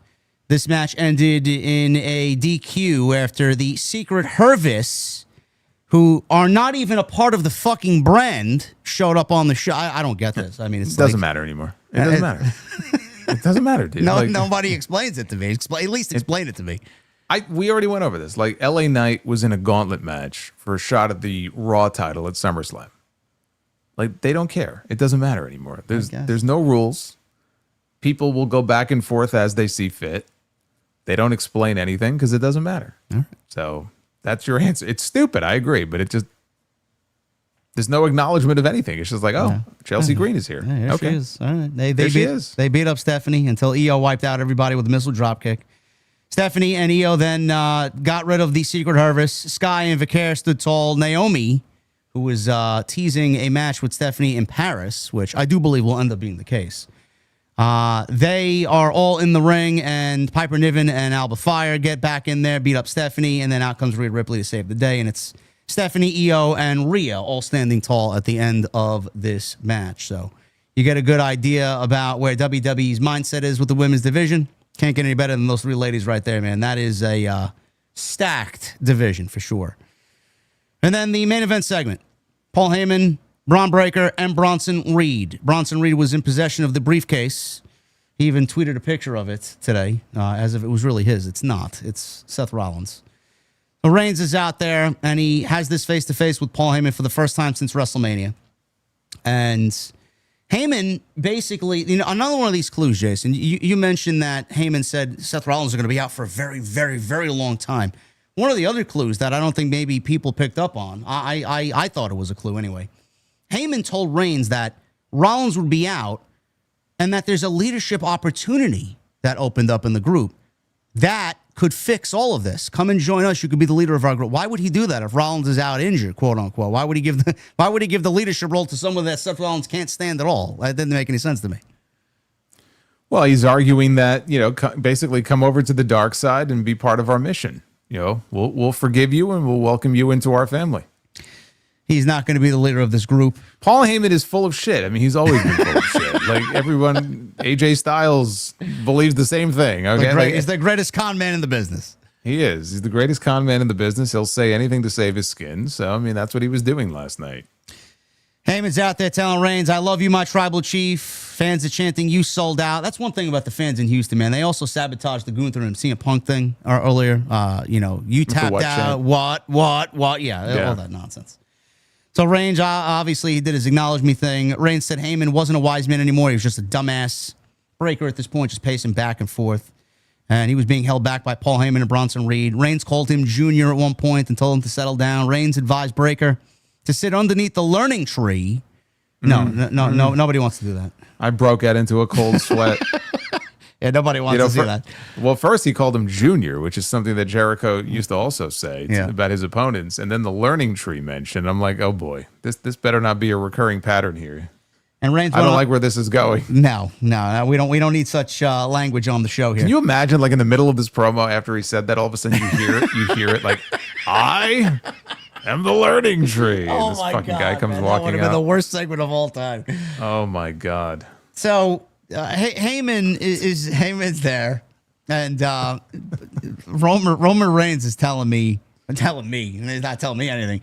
He's telling Paul Heyman that what you did to me, and he looks over at Braun Breaker. This guy's going to do the same thing he did to me. When Breaker was at the top, when Breaker was going to be at the top in a few years, he told him when. So it's not a matter of if, it's when, definitely. Heyman's going to take all the credit when he's at the top of the card. Reigns has heard a lot of people trying to take credit for creating the tribal chief. He could say firmly it wasn't because of Paul Heyman. He was still the tribal chief because the fans acknowledged him to be the tribal chief. Reigns was the greatest champion to step foot in the ring, and he admitted to Heyman that he had a part in it. But Heyman didn't help him keep the title. The Usos did. Solo did. Even Sami Zayn helped out. Reigns finally lost the title 4 years later. He didn't tuck his tail and go home. He went home and raised the future bloodline. Bloodline is family. The dumbass Paul Heyman thought they were just another faction or a wrestling group, but you can't create the bloodline. That was God's work. Reigns also said Heyman was a friend, a business partner. He invited him into the bloodline. I brought you into the bloodline, and you threw it all away for your best friend, whom you haven't talked to in 10 years. And Reigns didn't ever want to hear anyone say he ruined the bloodline. Paul Heyman ruined the bloodline. Now, obviously, Roman can say whatever he wants. He's a babyface, and fans are going to agree with him. But let's be real. Roman ruined the bloodline because of his ego and his selfishness. It wasn't really Paul Heyman. It was Roman who ruined everything with The Rock. Breaker stepped in front, and this is where things really got heated, Jason. A lot of people got excited about this. He told Reigns nobody wanted him here. Reigns was yesterday's news. He's the big dog now. His prime was 5 years ago, and now you're taking up time in my ring. Heyman's not going to stab me in the back because I had value while you're worthless. So Reigns did this cool thing where he pretended not to hear anything that Braun Breaker said. I'm sorry, your microphone wasn't working. You could use mine and reiterate everything you just told me. And then he delivered a Superman punch, which was great. And that led to a beatdown of Roman Reigns. They went for a tsunami. Out comes Jey Uso. They saved the day. Double spear. Show goes off the air with the major tease for a tag team match at SummerSlam. Obviously, we consider and praise Reigns. His inclusion on the show is excellent. I mean, it just takes everything to the next level. I know everybody is fixated on Braun Breaker and Roman Reigns. Not yet. To me, that's more of a WrestleMania match. Braun Breaker, a little bit more seasoning. Have that happen in Las Vegas. And this tag team match, I think, is perfect for SummerSlam, Jason. What'd you make of this main event segment? I thought everybody played their part well. I mean, Braun Breaker with the face-to-face with Roman was the best part of it. I love the line about how I'm the big dog now. I mean, that clip right there can be used in a video package to hype up their first match. Yes. And I don't even think it has to be at WrestleMania. It is a WrestleMania caliber match. It would be a huge match for Breaker. But you know what? I could see that being on a Clash in Paris or something if Roman was going to be around for a little while longer. I know he'll be filming his role for Street Fighter, so he may not be. We may not see him again for a while after this. But we'll get the match at some point. I'm looking forward to it. That's not the match to do at SummerSlam. Very clearly, it's going to be a tag team match. I don't even know if we'll get the confirmation next Monday. They may just end up announcing it on social media between now and then. But I think that's the right way to go, for this show. And I would love to see Breaker and Reed get the win in that match. I mean, they could use it a hell of a lot more than Roman and Jey can. It would be I'll tell you what, it would be a huge thing if Breaker pinned Roman in that match. Now, would they have the balls to do that? Because Roman lost already at WrestleMania. So would they have Roman go in there in a tag match and not Jey Uso, but have Roman get pinned by Braun Breaker? Well, if they're really serious about building for the future, then you make that happen. Yes. Do I see them doing it? No, I don't. Probably not. Yeah. But that would be huge. I thought Monday Night Raw was great. Outside the crowd in Houston, I thought the energy levels were terrible. But the show, the substance of the show, the push for SummerSlam was a little murky. And I think WWE has righted the ship here. I'm thinking SummerSlam looking like a really, really good card for night 1 and night 2. So I thought what they did was very good last night. And we got Friday Night SmackDown. We got 2 SmackDowns and 1 Raw left. So that should be more than enough time to get across what they need. We'll get into, you know what? I'll leave it up to you. We got one Will Ospreay news and note here. Any thoughts you want to give on Dynamite? I know we didn't really cover AEW here. Dynamite, I thought the show was so fucking weak coming out of All In on Wednesday. I don't know what the fuck he did on the show on Wednesday. What did you make of Dynamite? Any topical discussion there coming out of Wednesday's show? No, I mean, nothing that we really need to get too deep into. I mean, they set up some new directions coming out of All In. I mean, they were missing some people, obviously. That, you know, Omega wasn't there. Ospreay wasn't there. I think there were a couple of other, or Mercedes wasn't there. So they didn't have all the key players available for one reason or another. But Okada and Swerve was one direction that they set up for the Unified Championship. I do wonder if we would have gotten more of the Ospreay Swerve team. But Ospreay, as you mentioned, Ospreay is going to be missing some time. There was a report. It's weird because there was one report from Fightful that said he was banged up and he might miss a month or more. And then Meltzer, I know in the Observer, mentioned that he was injured. Injured and banged up are two very different things. Well, Meltzer said he's been hurting for a while and that the injury is worse than he thought and that he's potentially missing Forbidden Door in the United Kingdom on August 24th. Yeah, and I think he mentioned something about how he was going to be coming back to the States to be evaluated by a doctor here. So, yeah, I mean, a lot of the advertising for Forbidden Door, most of the advertising has had him in it. So it's hard to imagine him not being on that show, at least making an appearance. But it doesn't look very good for him having a match on that show, which is surprising. Obviously, if he's hurt, then he has to address that. I don't know what the injury is, if there is an actual injury, how serious it is. He posted, I think a couple of weeks ago, or maybe at the beginning of the month, maybe, on Twitter about his travel. Because we're just beyond the halfway point of the year so far. And he mentioned in this tweet that he has spent almost 400 hours so far this year on airplanes, on like 68 different flights, going back and forth from the UK to the US. That alone, let alone the toll that the way, you know, he wrestles in his style must take on his body, but just the travel. Like, dude, if I'm on a plane for 5 hours, I'm ready to just jump out. I can't imagine 400 flights back and forth almost weekly. Those 400 hours better be lie down seats. I'll tell you that right now. Hey, I mean, more power to him. I know why he has said that he doesn't want to uproot his family, and I get that. So that's why he doesn't want to move to the U.S., but that's a hellacious schedule to maintain there.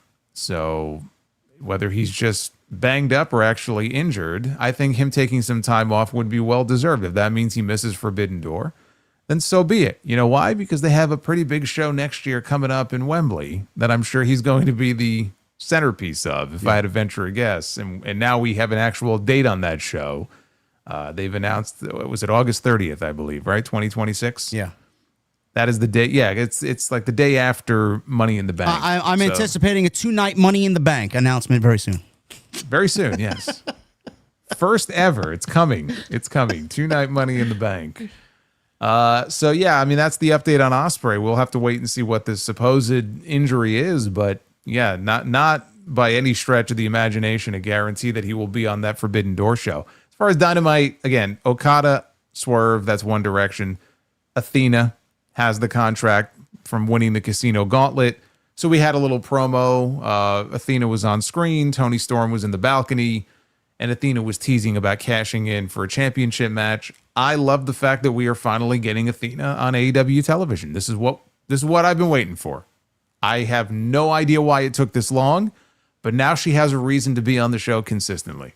I know she's been on Collision for a little bit, but hopefully she'll be making more appearances on Dynamite. And I think it's going to be a great match. Whenever we get it, Is it going to be an actual match? Is it going to be one of these ambush cash-ins? I hope we get a proper match between the two of them. That's all I'll say about that. Beyond that, it looks like Hangman is being set up for a rematch with Jon Moxley. Oh God! I mean, right? I mean, that's exactly what he was in the main event here with the Death Riders. He's wrestling Wheeler Yuta in the main event tomorrow. I mean, holy shit! What are we doing? Which at least makes sense if that's the plan for him to go back with Moxley. Of course, they're going to have him wrestling the fucking Death Riders. This week it's Wheeler. Next week it might be Claudio. But just the idea of running this shit back again, it's just so, like, do we need this shit? No. I can't bring myself to get excited about any of this. We have Darby who's playing Sting. He's cosplaying as Sting up in the friggin' rafters, looking down at Moxley. So I don't know if they're saving that for All Out. I mean, it would seem to me like that's Darby and Moxley, the perfect place for it, yeah. Yeah, it would probably be in Toronto. So maybe they just don't want to start something with Hangman. They feel like they could get the rematch out of it first, I guess. I don't know. But we saw a Texas death match between these two. These guys were stabbing each other with forks. They had a bed of nails. They had chains. They had all kinds of tables and weapons. And what more could you do? Bro, you don't think that Darby Allin and Jon Moxley are going to try to outdo that match at All Out, man? We're going to see fucking... I'm not talking about that. I'm talking about Hangman and Moxley if they do a rematch between them. Yeah. Like, what could they possibly do that we did not already see? They shouldn't have even been on the show on Wednesday. Hangman maybe, but not wrestling. Okay, well, you didn't watch Collision because they had Colt Cabana was on the show. Oh man, I can't wait to watch that. I know. I mean, I know. And he just out of nowhere, he's doing commentary on Collision. And so the Death Riders come out to attack him. And Moxley wraps a chain around his neck and hangs him over the thing, just like what happened to him at All In. And he's bleeding. And the commentators mentioned that, Cabana is really good friends with Hangman, which, like, yeah, no shit. Yeah, sure he is. I think we're well aware of that, what that shit led to. So, yeah, it felt to me like we're getting a Moxley Hangman rematch. I mean, if they want to build it up as like a big Dynamite main event in a week or two, I mean, fine. But if that's the match for Forbidden Door or something, I mean, we did it already. It's done. It's time to move on and come up with new challengers for Hangman. Like, I'm ready for the Hangman era as champion to begin. And it just feels like they're prolonging this, but they did not at this point, MJF, save us, please. Well, I mean, MJF is lurking, but they didn't set up they didn't even hint at any other challenger for Hangman other than Moxley. So I'm just left to assume that that's what it's going to be. And then the Young Bucks aren't EVPs anymore. So we get a couple of like funny segments of them having to like carry their own bags into the arena. They don't have a fancy locker room anymore. I mean, I was hoping they would do stuff like that. It was very brief. It was just a couple of segments. And it looks like they're pairing them up with Don Callis, as if his group isn't fat enough as it is. So now the Bucks are going to be part of the Callis family. So beyond that, I mean, nothing significant on the show. So wait a minute. Their partnership with the Death Riders is unexplained and over. Yes. Okay. So they go from one group to the next with no explanation between. Okay. I mean, I guess they didn't want Hangman to win the title, but he did. So they have no reason to cozy up to the Death Riders anymore. Well, if there's a rematch, let's take it off of him, man. Let's try and get it off of him again. I mean, Jon Moxley doesn't have the championship anymore, so there's no reason to buddy up to them. Not a good show. But I will say it is nice, though, to see the actual championship on television again. It's a very beautiful title. I think the AEW title is the best looking wrestling championship on television today. Oh, you don't like the big logo belt over on the other show, huh? No. Okay. No, not really. Yeah, I agree. And I mean, like, there's some nice ones, but I still maintain the AEW belt. They got it right with that belt. Yeah. I would have said the IWGP belt, but they changed it a couple of years ago. I have no idea why. I don't know. I agree with you. AEW's title is beautiful, but Dynamite was not. Hopefully, they do a lot better of a job on Wednesday. Tomorrow night, we'll be live respectively on our channels. We'll end with this. This is a sad story before we get into the Super Chats. First of all, if you guys are interested in Real American Freestyle, Hulk Hogan, Eric Bischoff's new promotion, they will be on Fox Nation. So that is... Fox Nation? I know. Go figure. I mean, are you surprised? So that's No, that. well, not even that. Like, I can't imagine. I want to say, I think the audience, it's a streaming service for those who don't know. I think maybe it has 2 or 3 million subscribers. Maybe. Yeah. So not the biggest deal they could have made for this. No, But go ahead. this is a failed venture. I won't read the statement, but that's where they'll be ending up, at least for a couple of shows. It's not a long-term thing, but the more important thing is Hulk Hogan's health here. A lot of mystery, a lot of just confusion around Hulk Hogan's health. And I woke up this morning, and I don't know why. I mean, the recommended section on Twitter is ridiculous. I got recommended a Bubba the Love Sponge video on Twitter in the recommended section. And he went on his show, and he gave some insight into what's going on with Hulk Hogan regarding his health. Now, he's a longtime friend. Obviously, you guys know the history. I don't need to get into it with Bubba the Love Sponge and Hulk Hogan. And Jacques Rougeau is in this story as well. He's offering a vastly different recollection here of Hulk Hogan and what's going on with his current condition. Bubba claims the situation is dire, while Rougeau insists that Hogan is recovering well from a recent operation. On his radio show, Bubba said, and he continued to double down on his reports that Hulk Hogan's health is in serious decline. While he is no longer claiming Hogan is near death, he described the situation where Hulk Hogan has been transported home and he's being kept comfortable. This is what he said. Here's what I got from my security guard. Now, he's got his own personal security. This is news to me. He was transported to his house, but he's in a hospital bed. They've gone as far as they can at the hospital. Now they're keeping him comfortable. When asked if Hogan was on hospice, Bubba responded, "That's not the words that were used. He's not in such dire needs that he needs to be in close proximity to an emergency facility. Like, he's stable enough to be at home." Bubba also detailed the extreme measures allegedly taken to transport Hogan home privately. The security guard said the measures that they went to make sure nobody saw him transported in an ambulance to his home was like Michael Jackson type stuff. My source says allegedly it was all done throughout the loading docks with unmarked ambulances followed by an escort. That happened in the middle of the night. And in direct contrast to Bubba's report, longtime friend of Hogan, Jacques Rougeau, took to his Facebook page to shut down these severe rumors.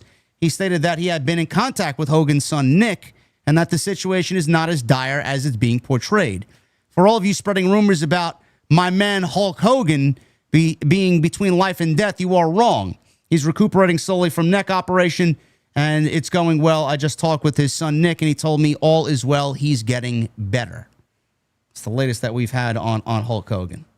I don't know what you make of that situation, Jason. I know we talked about what Bubba said last time, and now this is a completely different story. Like, they mentioned a hospice and secret fucking transport of Hogan in an unmarked vehicle back home. I mean, what's going on here? What do you make of this?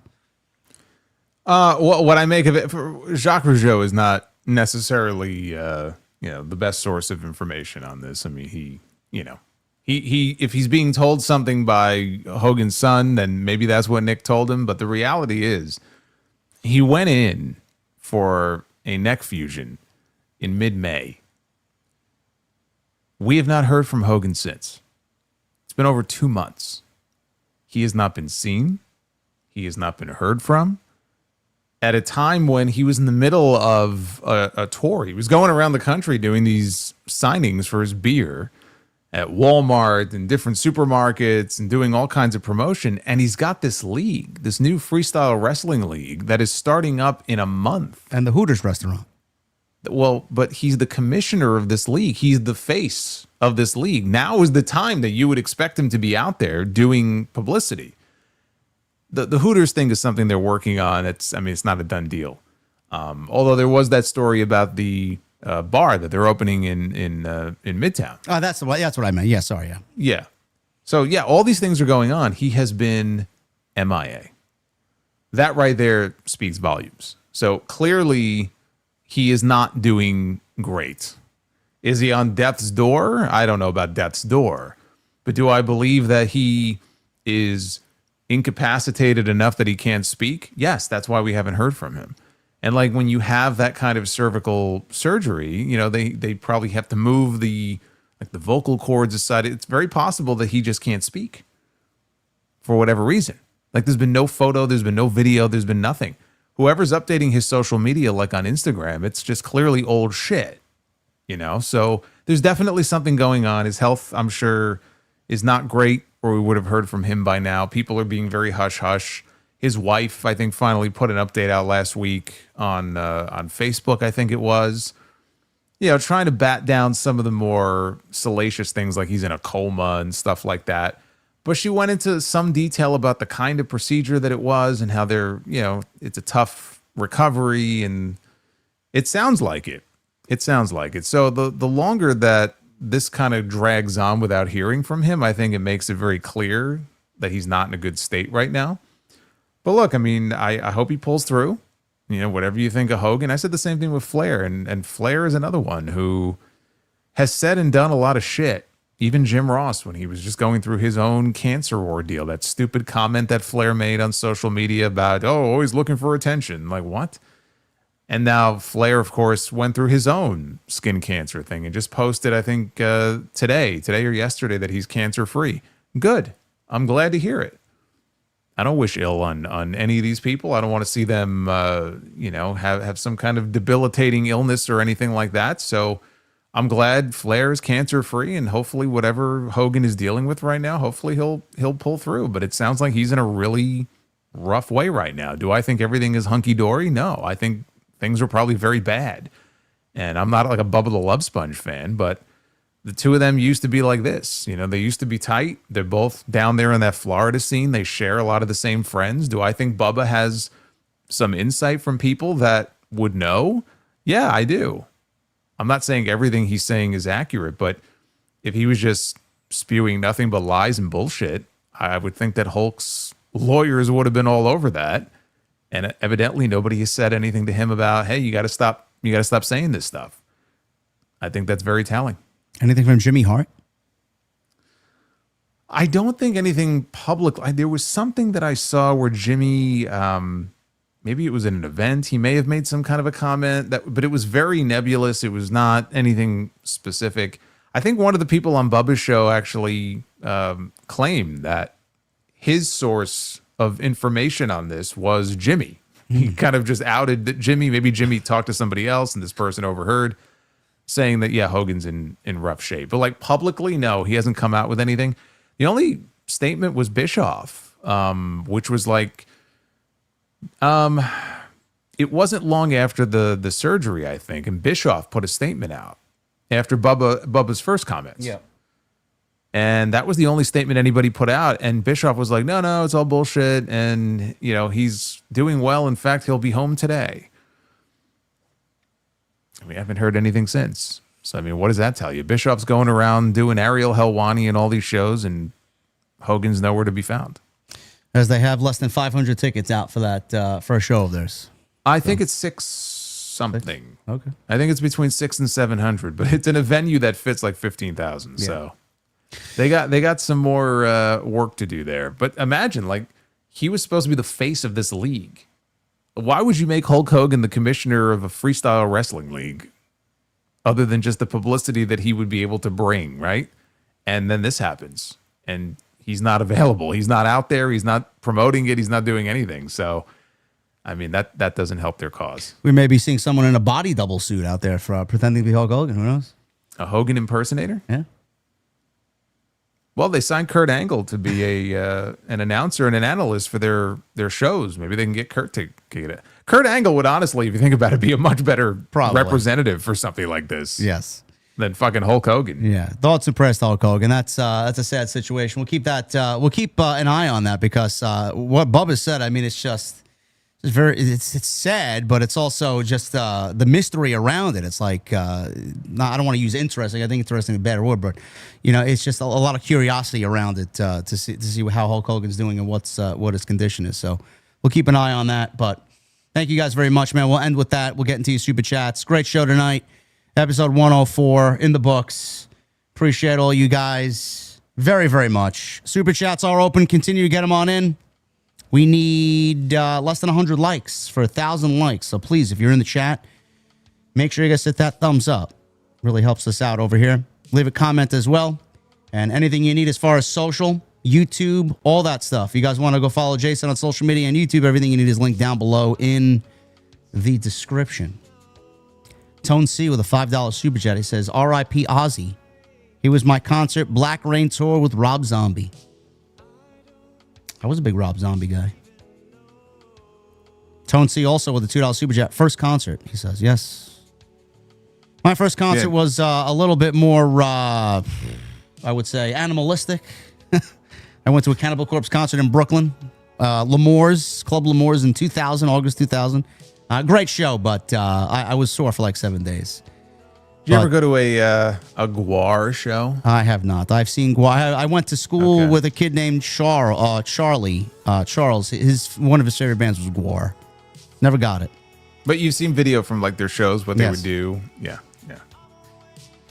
Boss Mo Jackson with the 199. Women's segments on Raw were sloppy and uncoordinated. What show did you watch? I thought the women's segments were the best on the show last night. Ali with a 2. Rest in peace to the icon, Ozzy Osbourne. Indeed. Thank you, Ali. Hardcore Kevin with a 2. R.I.P. to the God of Rock, Ozzy Osbourne. Boss Mo Jackson with a 199. I wouldn't mind AJ as IC champ. Would be cool to see. I think he wins that title. I think he should win that title.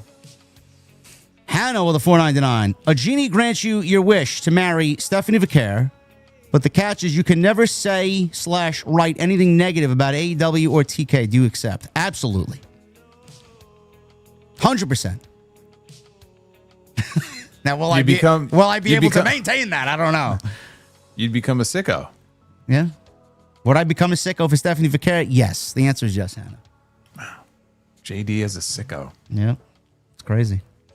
Boss Mo Jackson with the 499. What did little John Cena say to his teacher when she marked his test? You can't see me. Boss Mo Jackson, I tell you every time, man. Leave the jokes to Sidro. Thank you, brother. Also with the 199, what's a wrestler's favorite vegetable? Artichoke. Do I have a boo here? Yeah. I do. Yeah. Yeah, I like yours better.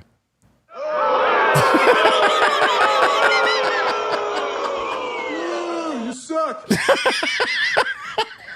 There you go. That's for Boss Mo Jackson, man. Appreciate you, bro. Sidro. Here we go. Sidro with a $5 super chat. For Solo, the Black Eyed Peas can sing us a song, but the Chickpeas can only hum us one.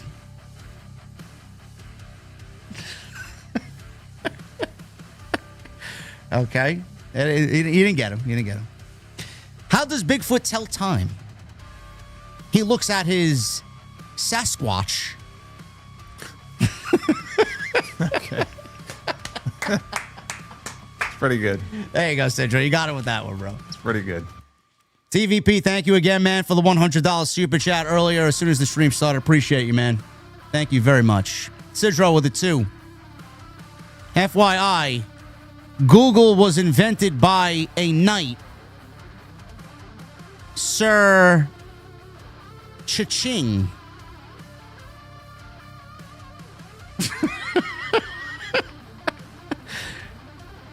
Cha-ching. Okay. I don't know, man. That one. I don't know. That one didn't hit the way that it was supposed to. I guess. I don't know. No. Was it the the person delivering the message here, or was something lost in translation? Cha-ching, right? Did I say that right? Chenjing? Sir Chenjing. Oh, sir. Oh, God. Wait a minute.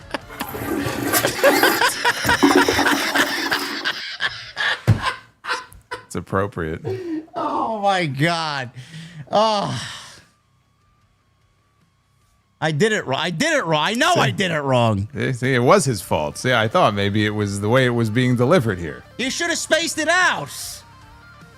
It would have been a lot better, man. You got it one word there. Yes, Sir Chenjing. Yes, okay. Ali with a $5 super chat. Hey, JD, my question to you and Solid Monster is, Who was your favorite actor to ever play the role of Superman? Christopher Reeve. There you go. Ali says Christopher Reeve as well. Michelle Morin with it too. How would you feel if Dom left Judgment Day and joined Seth? No. I think we could find out. I think leaving the Judgment Day is fine, but I wouldn't have him join Seth. No. I think there's better names to join Seth. Vulcan 280 with a 5. JD, if Stephanie Vaquer came to your beer garden, what drink would you make for her, and how many devil's kisses would you ask her to give you? What is with this Stephanie Vaquer stuff? I don't know. Did I say anything? I don't know. What she looks, well, she listens to my type of music. So I'm assuming whiskey and metal go hand in hand. I think she might like a nice whiskey drink. And how many devil's kisses would you ask her to give you? None. Not in the way that she does it. Yeah, I don't think he wants to get arrested. So No. it's probably not a good idea. No. Sidro with a 5. Gave wife a heart-shaped lamp for our anniversary. It was a light-hearted joke. What does the Jewish man do when he wakes up? He brews coffee. That's all right. It's nice. Kind of snarky there. I like it. Thank you, Sidro.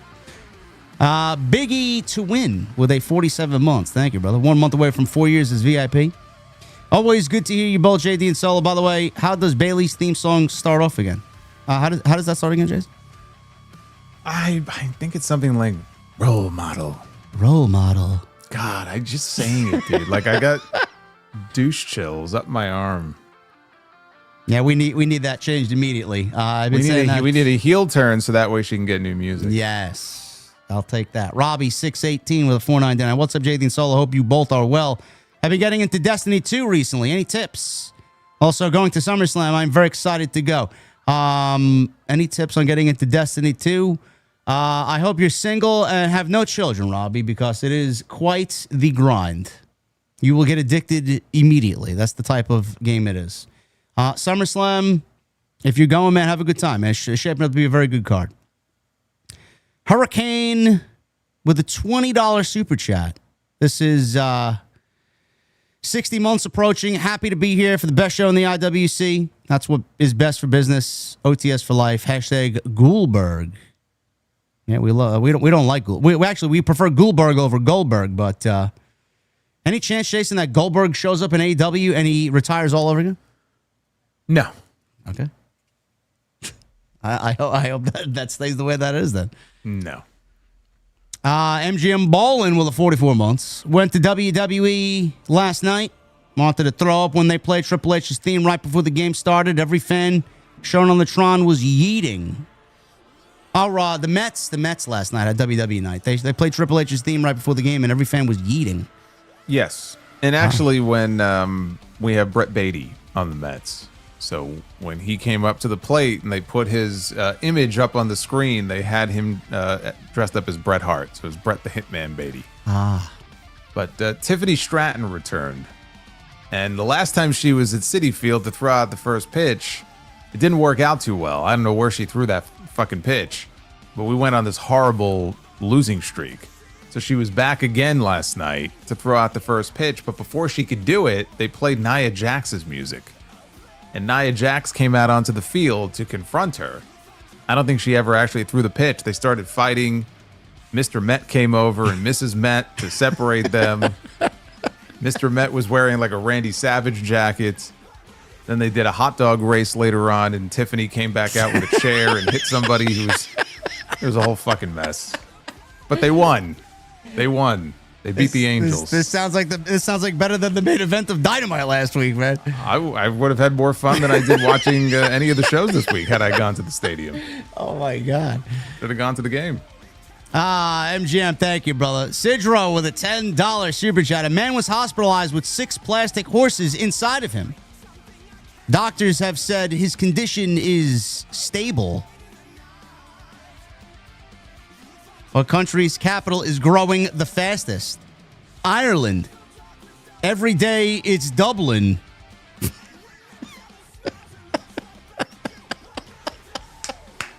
All right, now almost to that one, bro. Almost. Raw Flash with a new membership. Thank you, brother. Appreciate you. Cornell Bryant with a $4.99. Real one, formerly known as Enzo, had the best promo of the year at Slammiversary. Is there any chance Hunter and TKO gives him one more chance? Liv forgave him. I don't know, Jason. Was the best promo of the year? No, it wasn't. The best. We got to send him some pros. Send us your email, bro. We'll try to send you some links to some promos this year. It was good. I mean, look, he's got away with words, but best promo of the year, I wouldn't go that far. No. No, I don't see him back in WWE. Sidro with a $5 super chat. What if Patrick Swayze and Jennifer Grey had the time of their lives in India instead?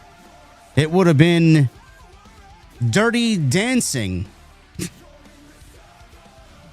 Dirty Dancing. So stupid. P.S. Heading to Vegas next Thursday. Have a good time, brother. Please be safe. Yeah. Enjoy. Jopo with a $4.99. Hey, gentlemen, R.I.P. Ozzy. Heavy metal will always be the soundtrack of pro wrestling. Listening to Q104.3 all night long. TNT, OTS, and Sound Off for life. Yeah, we don't have 92. We don't have 92.3 K-Rock here in New York City anymore. No, K-Rock went away a long time ago. Sidro the 5. I have a fear of speed bumps, but I'm slowly getting over it. And why do lesbians shop at Sports Authority? They don't like dicks. Okay. Oh, that was a good one. Hashtag TNT is the best. Thank you, bro. I appreciate you. That might have been the best one he's had all night. Also, Sidro with a 10. Mechanic asked me, when was the last time I rotated my tires? I said, on the way here. And I started a motorcycle business for transporting your mother-in-laws. It's called pesticide. I don't know, man. Do you hate your mother-in-law that much? Boots with a $5 super chat. TNA. Can we have our titles back? WWE. What titles? Maybe we'll get Leon Slater versus Javon Evans in an Ultimate X match for the X Division title. That would not be a bad match, man. That'd be great. Boss Mo Jackson with a 5 and 5. Why don't they play music in a skeleton church? Because there are no organs. Okay. A little bit better. What did Hulk Hogan ask in arts and crafts class? What you gonna glue, brother?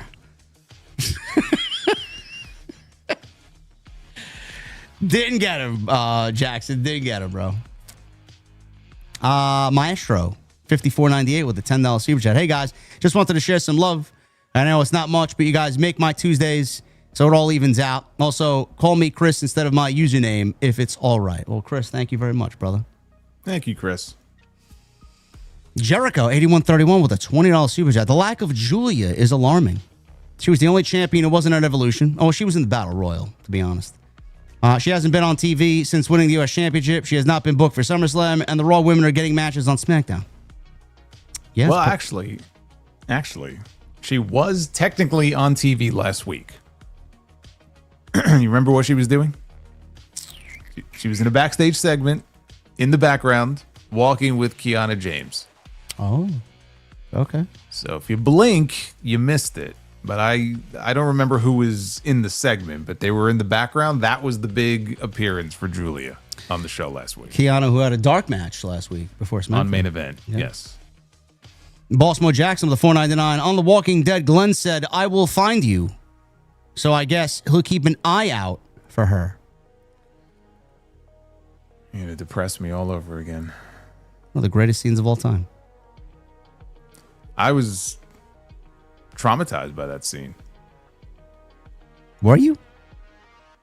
Yeah. It was disturbing. I don't know, man. I actually, when I first watched it, I kind of teared up, honestly. Now that I watch it, it's like, that's his fucking cinema, honestly. I'm not saying it's a terrible episode. I'm just saying, like, it's very heavy. It's heavy. Tough to watch. It's tough to watch. Ricardo, thank you, brother. $9.99. I can still hear Goldberg complaining about his retirement segment from all the way over here. Yeah, well, he recently thanked Triple H, and without Triple H, none of it would have happened. So he definitely scaled back those comments just a little bit. Boss Mo Jackson with the $4.99. Ryu from Street Fighter would make such a great dad. Son, hey dad, can I go to the mall? Ryu. Sure you can. Boss, where are you getting your material, bro? $1.99 also. What do you call a Jedi in denial? Obi-Wan cannot be. What does Scooby-Doo say at the end of Grace? Ramen? What did you say? Ramen? Boss, please. I'll pay you all the super chats back to you if you don't fucking tell the joke anymore. Seriously. JD is going to drop the first super chat ever on his own stream. Street Fighter with a $10 super chat. These weird booking decisions this year must be because WWE needs people to watch Unreal to connect the dots. Fuck that show, by the way. I listen, man. I won't be surprised. I won't be surprised. I do think the Rollins thing has something to do with like a season finale or at least the beginning of a season 2, honestly. Havili, $5 super chat. Number 12, Brock versus Roman, 22. Number 11, Bryan versus Cena. Number 10, Edge versus Undertaker. Number 9, HBK versus Razor Ramon ladder match. Thank you, guys. What was he listing again? This is WWE, I think on their YouTube channel, is doing a countdown of the top SummerSlam matches. You know, that Razor Shawn Michaels ladder match, I mean, it's good, but I think it gets overrated a lot by people, honestly. I think it's a superior one. I think it's superior to the first one, yeah. Oh, okay. First one's more iconic, obviously, but I think as a match, I think even with the little botch there at the end, when Shawn tried to pull the belt down, it didn't work, and then he flipped his shit. I just think it's a better match than the first one. Bryan Cena was great too, and then Brock Roman, obviously, with the tractor. That was a spectacle in its own right.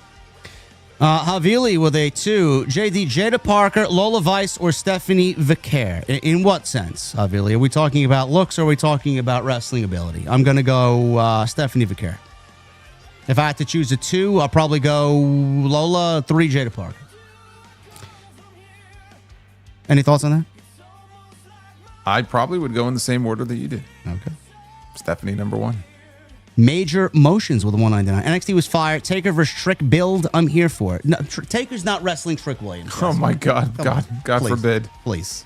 What are we doing here? Give me a break. I'm surprised Tony Khan hasn't tweeted about them drawing sub 1 million ratings with The Undertaker on. Omega Khan with 41 months. What the fuck am I drinking? Ginger shots, chicken broth, orange juice. Trying to beat this cold. OTS and TNT, top of the line. Good to see JD and Solo doing well. Thank you, brother. Feel better, man. Sounds like you got the recipe for success there. Hopefully you get better very soon. You know you need some? You could probably find it. If you can't find it in the store, they probably have them on Amazon. They have these lozenges. They're Manuka honey, but they have elderberry in them. I like elderberry. Which is supposed to be really good for you, especially when you're not feeling well. So you might want to look into those. All right. There you go, Omega Kong. Also with the $10 Super Chat, Omega Kong. Questions for both of you. 1, do you think the Roman J versus Bronze tag team is a good matchup for Seth's absence? And 2, I'm going to a Baby Metal concert tomorrow. What are your opinions of Baby Metal? Are you going to a concert while sick, bro? Come on. I think Baby Metal is not my cup of tea, bro. That's all I'll say. It's not music to my ears at all. The Baby Metal song they use on one of the WWE shows was pretty good. I don't remember what the name of the song was, though. But they used the Baby Metal song for one of their PLEs late last year, maybe it was, I think. I'll see if I can find it. Yeah, I think Roman and Jay versus the Bronze is a good makeup for Seth's absence. Yeah, I do. Ricardo with the $4.99. The mighty Omos. Yes. He's going to be a luchador in training, apparently. Cornell Bryant with a $50 super chat. Solo. Exclamation point. Cody is not the top babyface in the company right now. His shine has diminished since WrestleMania 41 He's been getting mixed reactions lately. Top faces are Roman, Rhea, Jay, Punk. He's getting booed out of the building in Jersey, so do the turn now, says Cornell Bryant. No, it's a good thing you're not booking. The boos were they weren't as boisterous as they were previously on the road to WrestleMania. There were a couple of boo birds at the last SmackDown, but nothing too crazy where I'm going to like, oh my God, we got to turn him now. But again, you're going just by the reactions in some of the buildings that he's been in. You can't say that because of that, he's no longer the top babyface in the company. Top babyface in the company encompasses a lot of different things. Yeah. Cody for them is still that guy. Richie V with a $4.99. I don't know why AEW fans keep thinking that doing a crazy amount of all-star tags is a great thing for TV. I could tolerate it if they didn't spam it. You didn't like Tony Khan putting fictional monies on the line either? I mean, twice. Well, on Collision, I think they did another $200,000. Yes, that's why I said twice. Yeah, he's throwing money around like the $1 Million Man. Sidro with a 5. Cop, do you know why I stopped you? Looks back at my trailer full of donkeys. Me, because, and I lower my shades, hauling ass. Cops taser deployed. Not your best, bro. Maybe you should get you tased. Yeah, maybe you should take an early trip to Vegas, honestly, with material like that. Hey, Scoot with a 5. JD was super butthurt, but the Gunther name ended up being better than Walter. Everybody was upset. It's a ridiculous sounding name when you first hear it. Who the fuck is Gunther?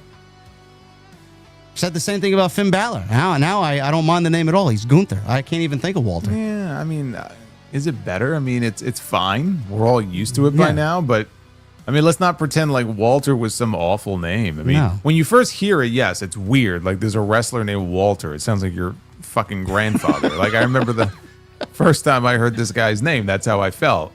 And then I got used to it and I saw him wrestling. I'm like, you know what, this dude's a badass here. And it works for him. It was a unique name, right? Nobody has a name like that. So I'm not going to say Gunther is better, but we're all used to it by now. Yeah.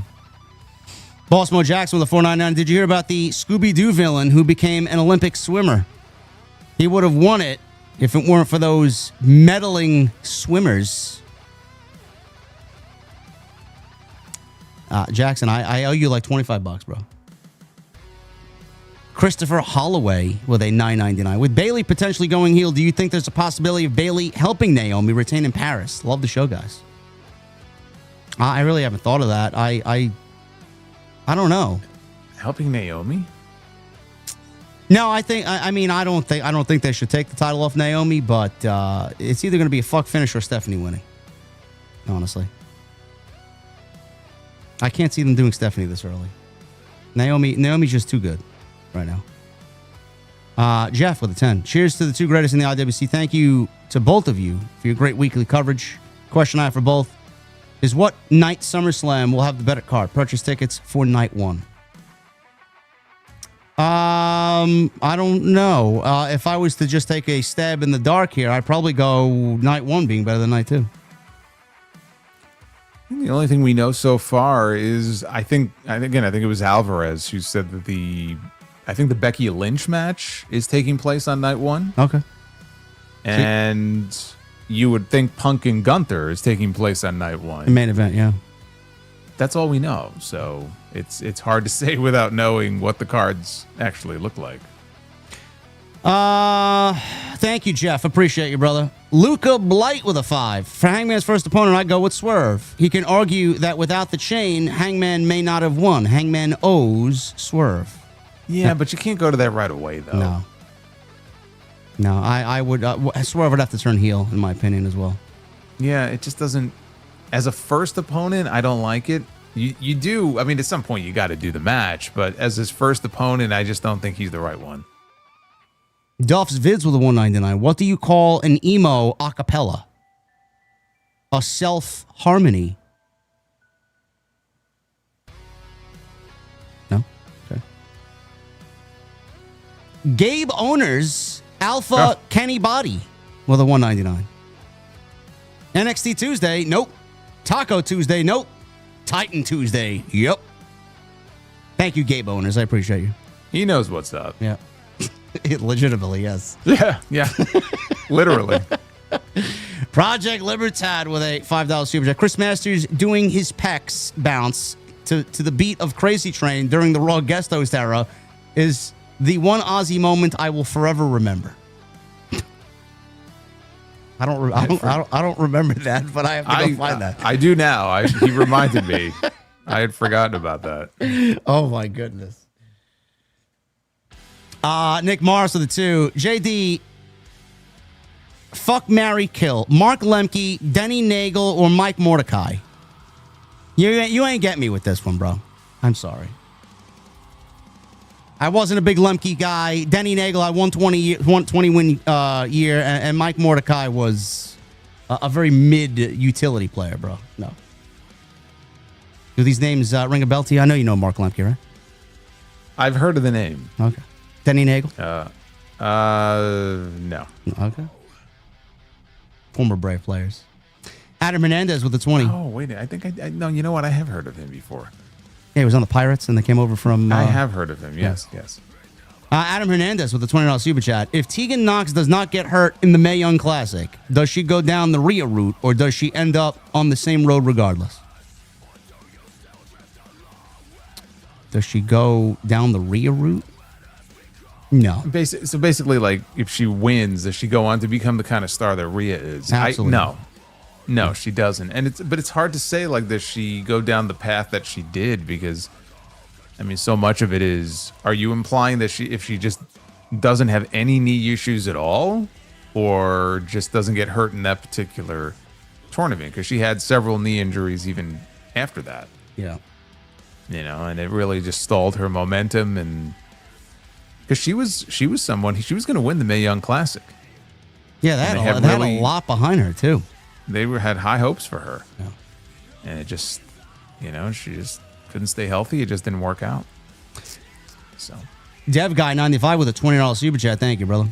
Do you think Cena wins the IC title in this run? He has never won that title, I think. No. He doesn't care about that at all. Mechanics with a 199. Saw Ozzy with Sabbath back in 05. Ozfest, rest in peace. Yeah, those Ozfest shows are fucking crazy, man. I don't know. I don't even know if they're still doing Ozfest like that nowadays, but yeah, those shows are crazy. Toya D with a 2. No more Travis Scott, please. Please. Yes, no more. Major Emotions with a 199. Behind Naomi, JC is the best heel woman right now. There's someone called Becky Lynch who you have clearly forgotten. JC's better than Becky? No. Come on now. JC is not even in discussion. Dove's Viz with a 199. How does The Rock pee? He Dwayne's his Johnson.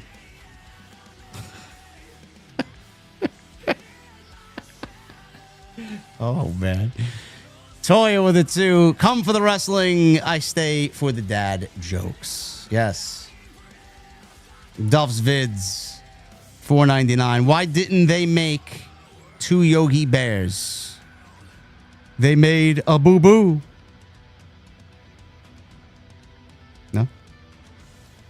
Dennis with a new membership. Thank you, Dennis. One with Duff's Vids. $1.99. Why are pirates called pirates? They just are.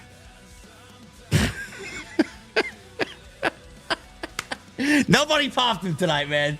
That's the new goal, man. You got to pop Solid Monster now every stream. All right, man. That was the last one. Sound us off for a great 104 here.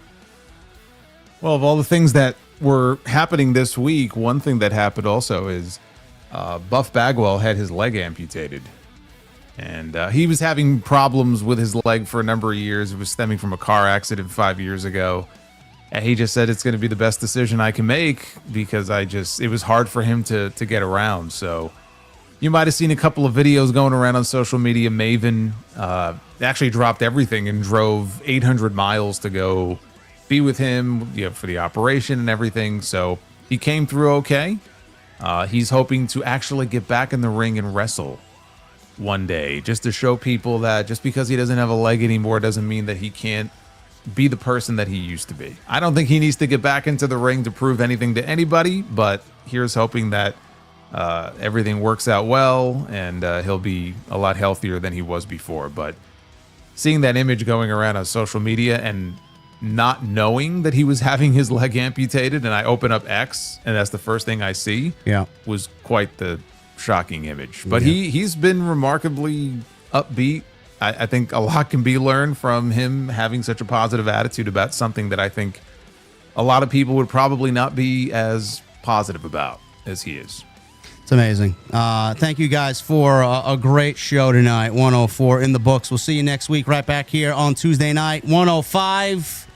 SummerSlam on the horizon. And we got preview and predictions next week right here on TNT. Thank you guys very much. Go and find us on social media and on YouTube. Everything you need is linked down below. And please continue to hit that like button. We need 19 more likes before we get out of here, man. If you guys are in the stream, please hit that thumbs up and let's try for 1,000. Until next week, guys, have a great night. We'll see you next week from 105 right here on TNT.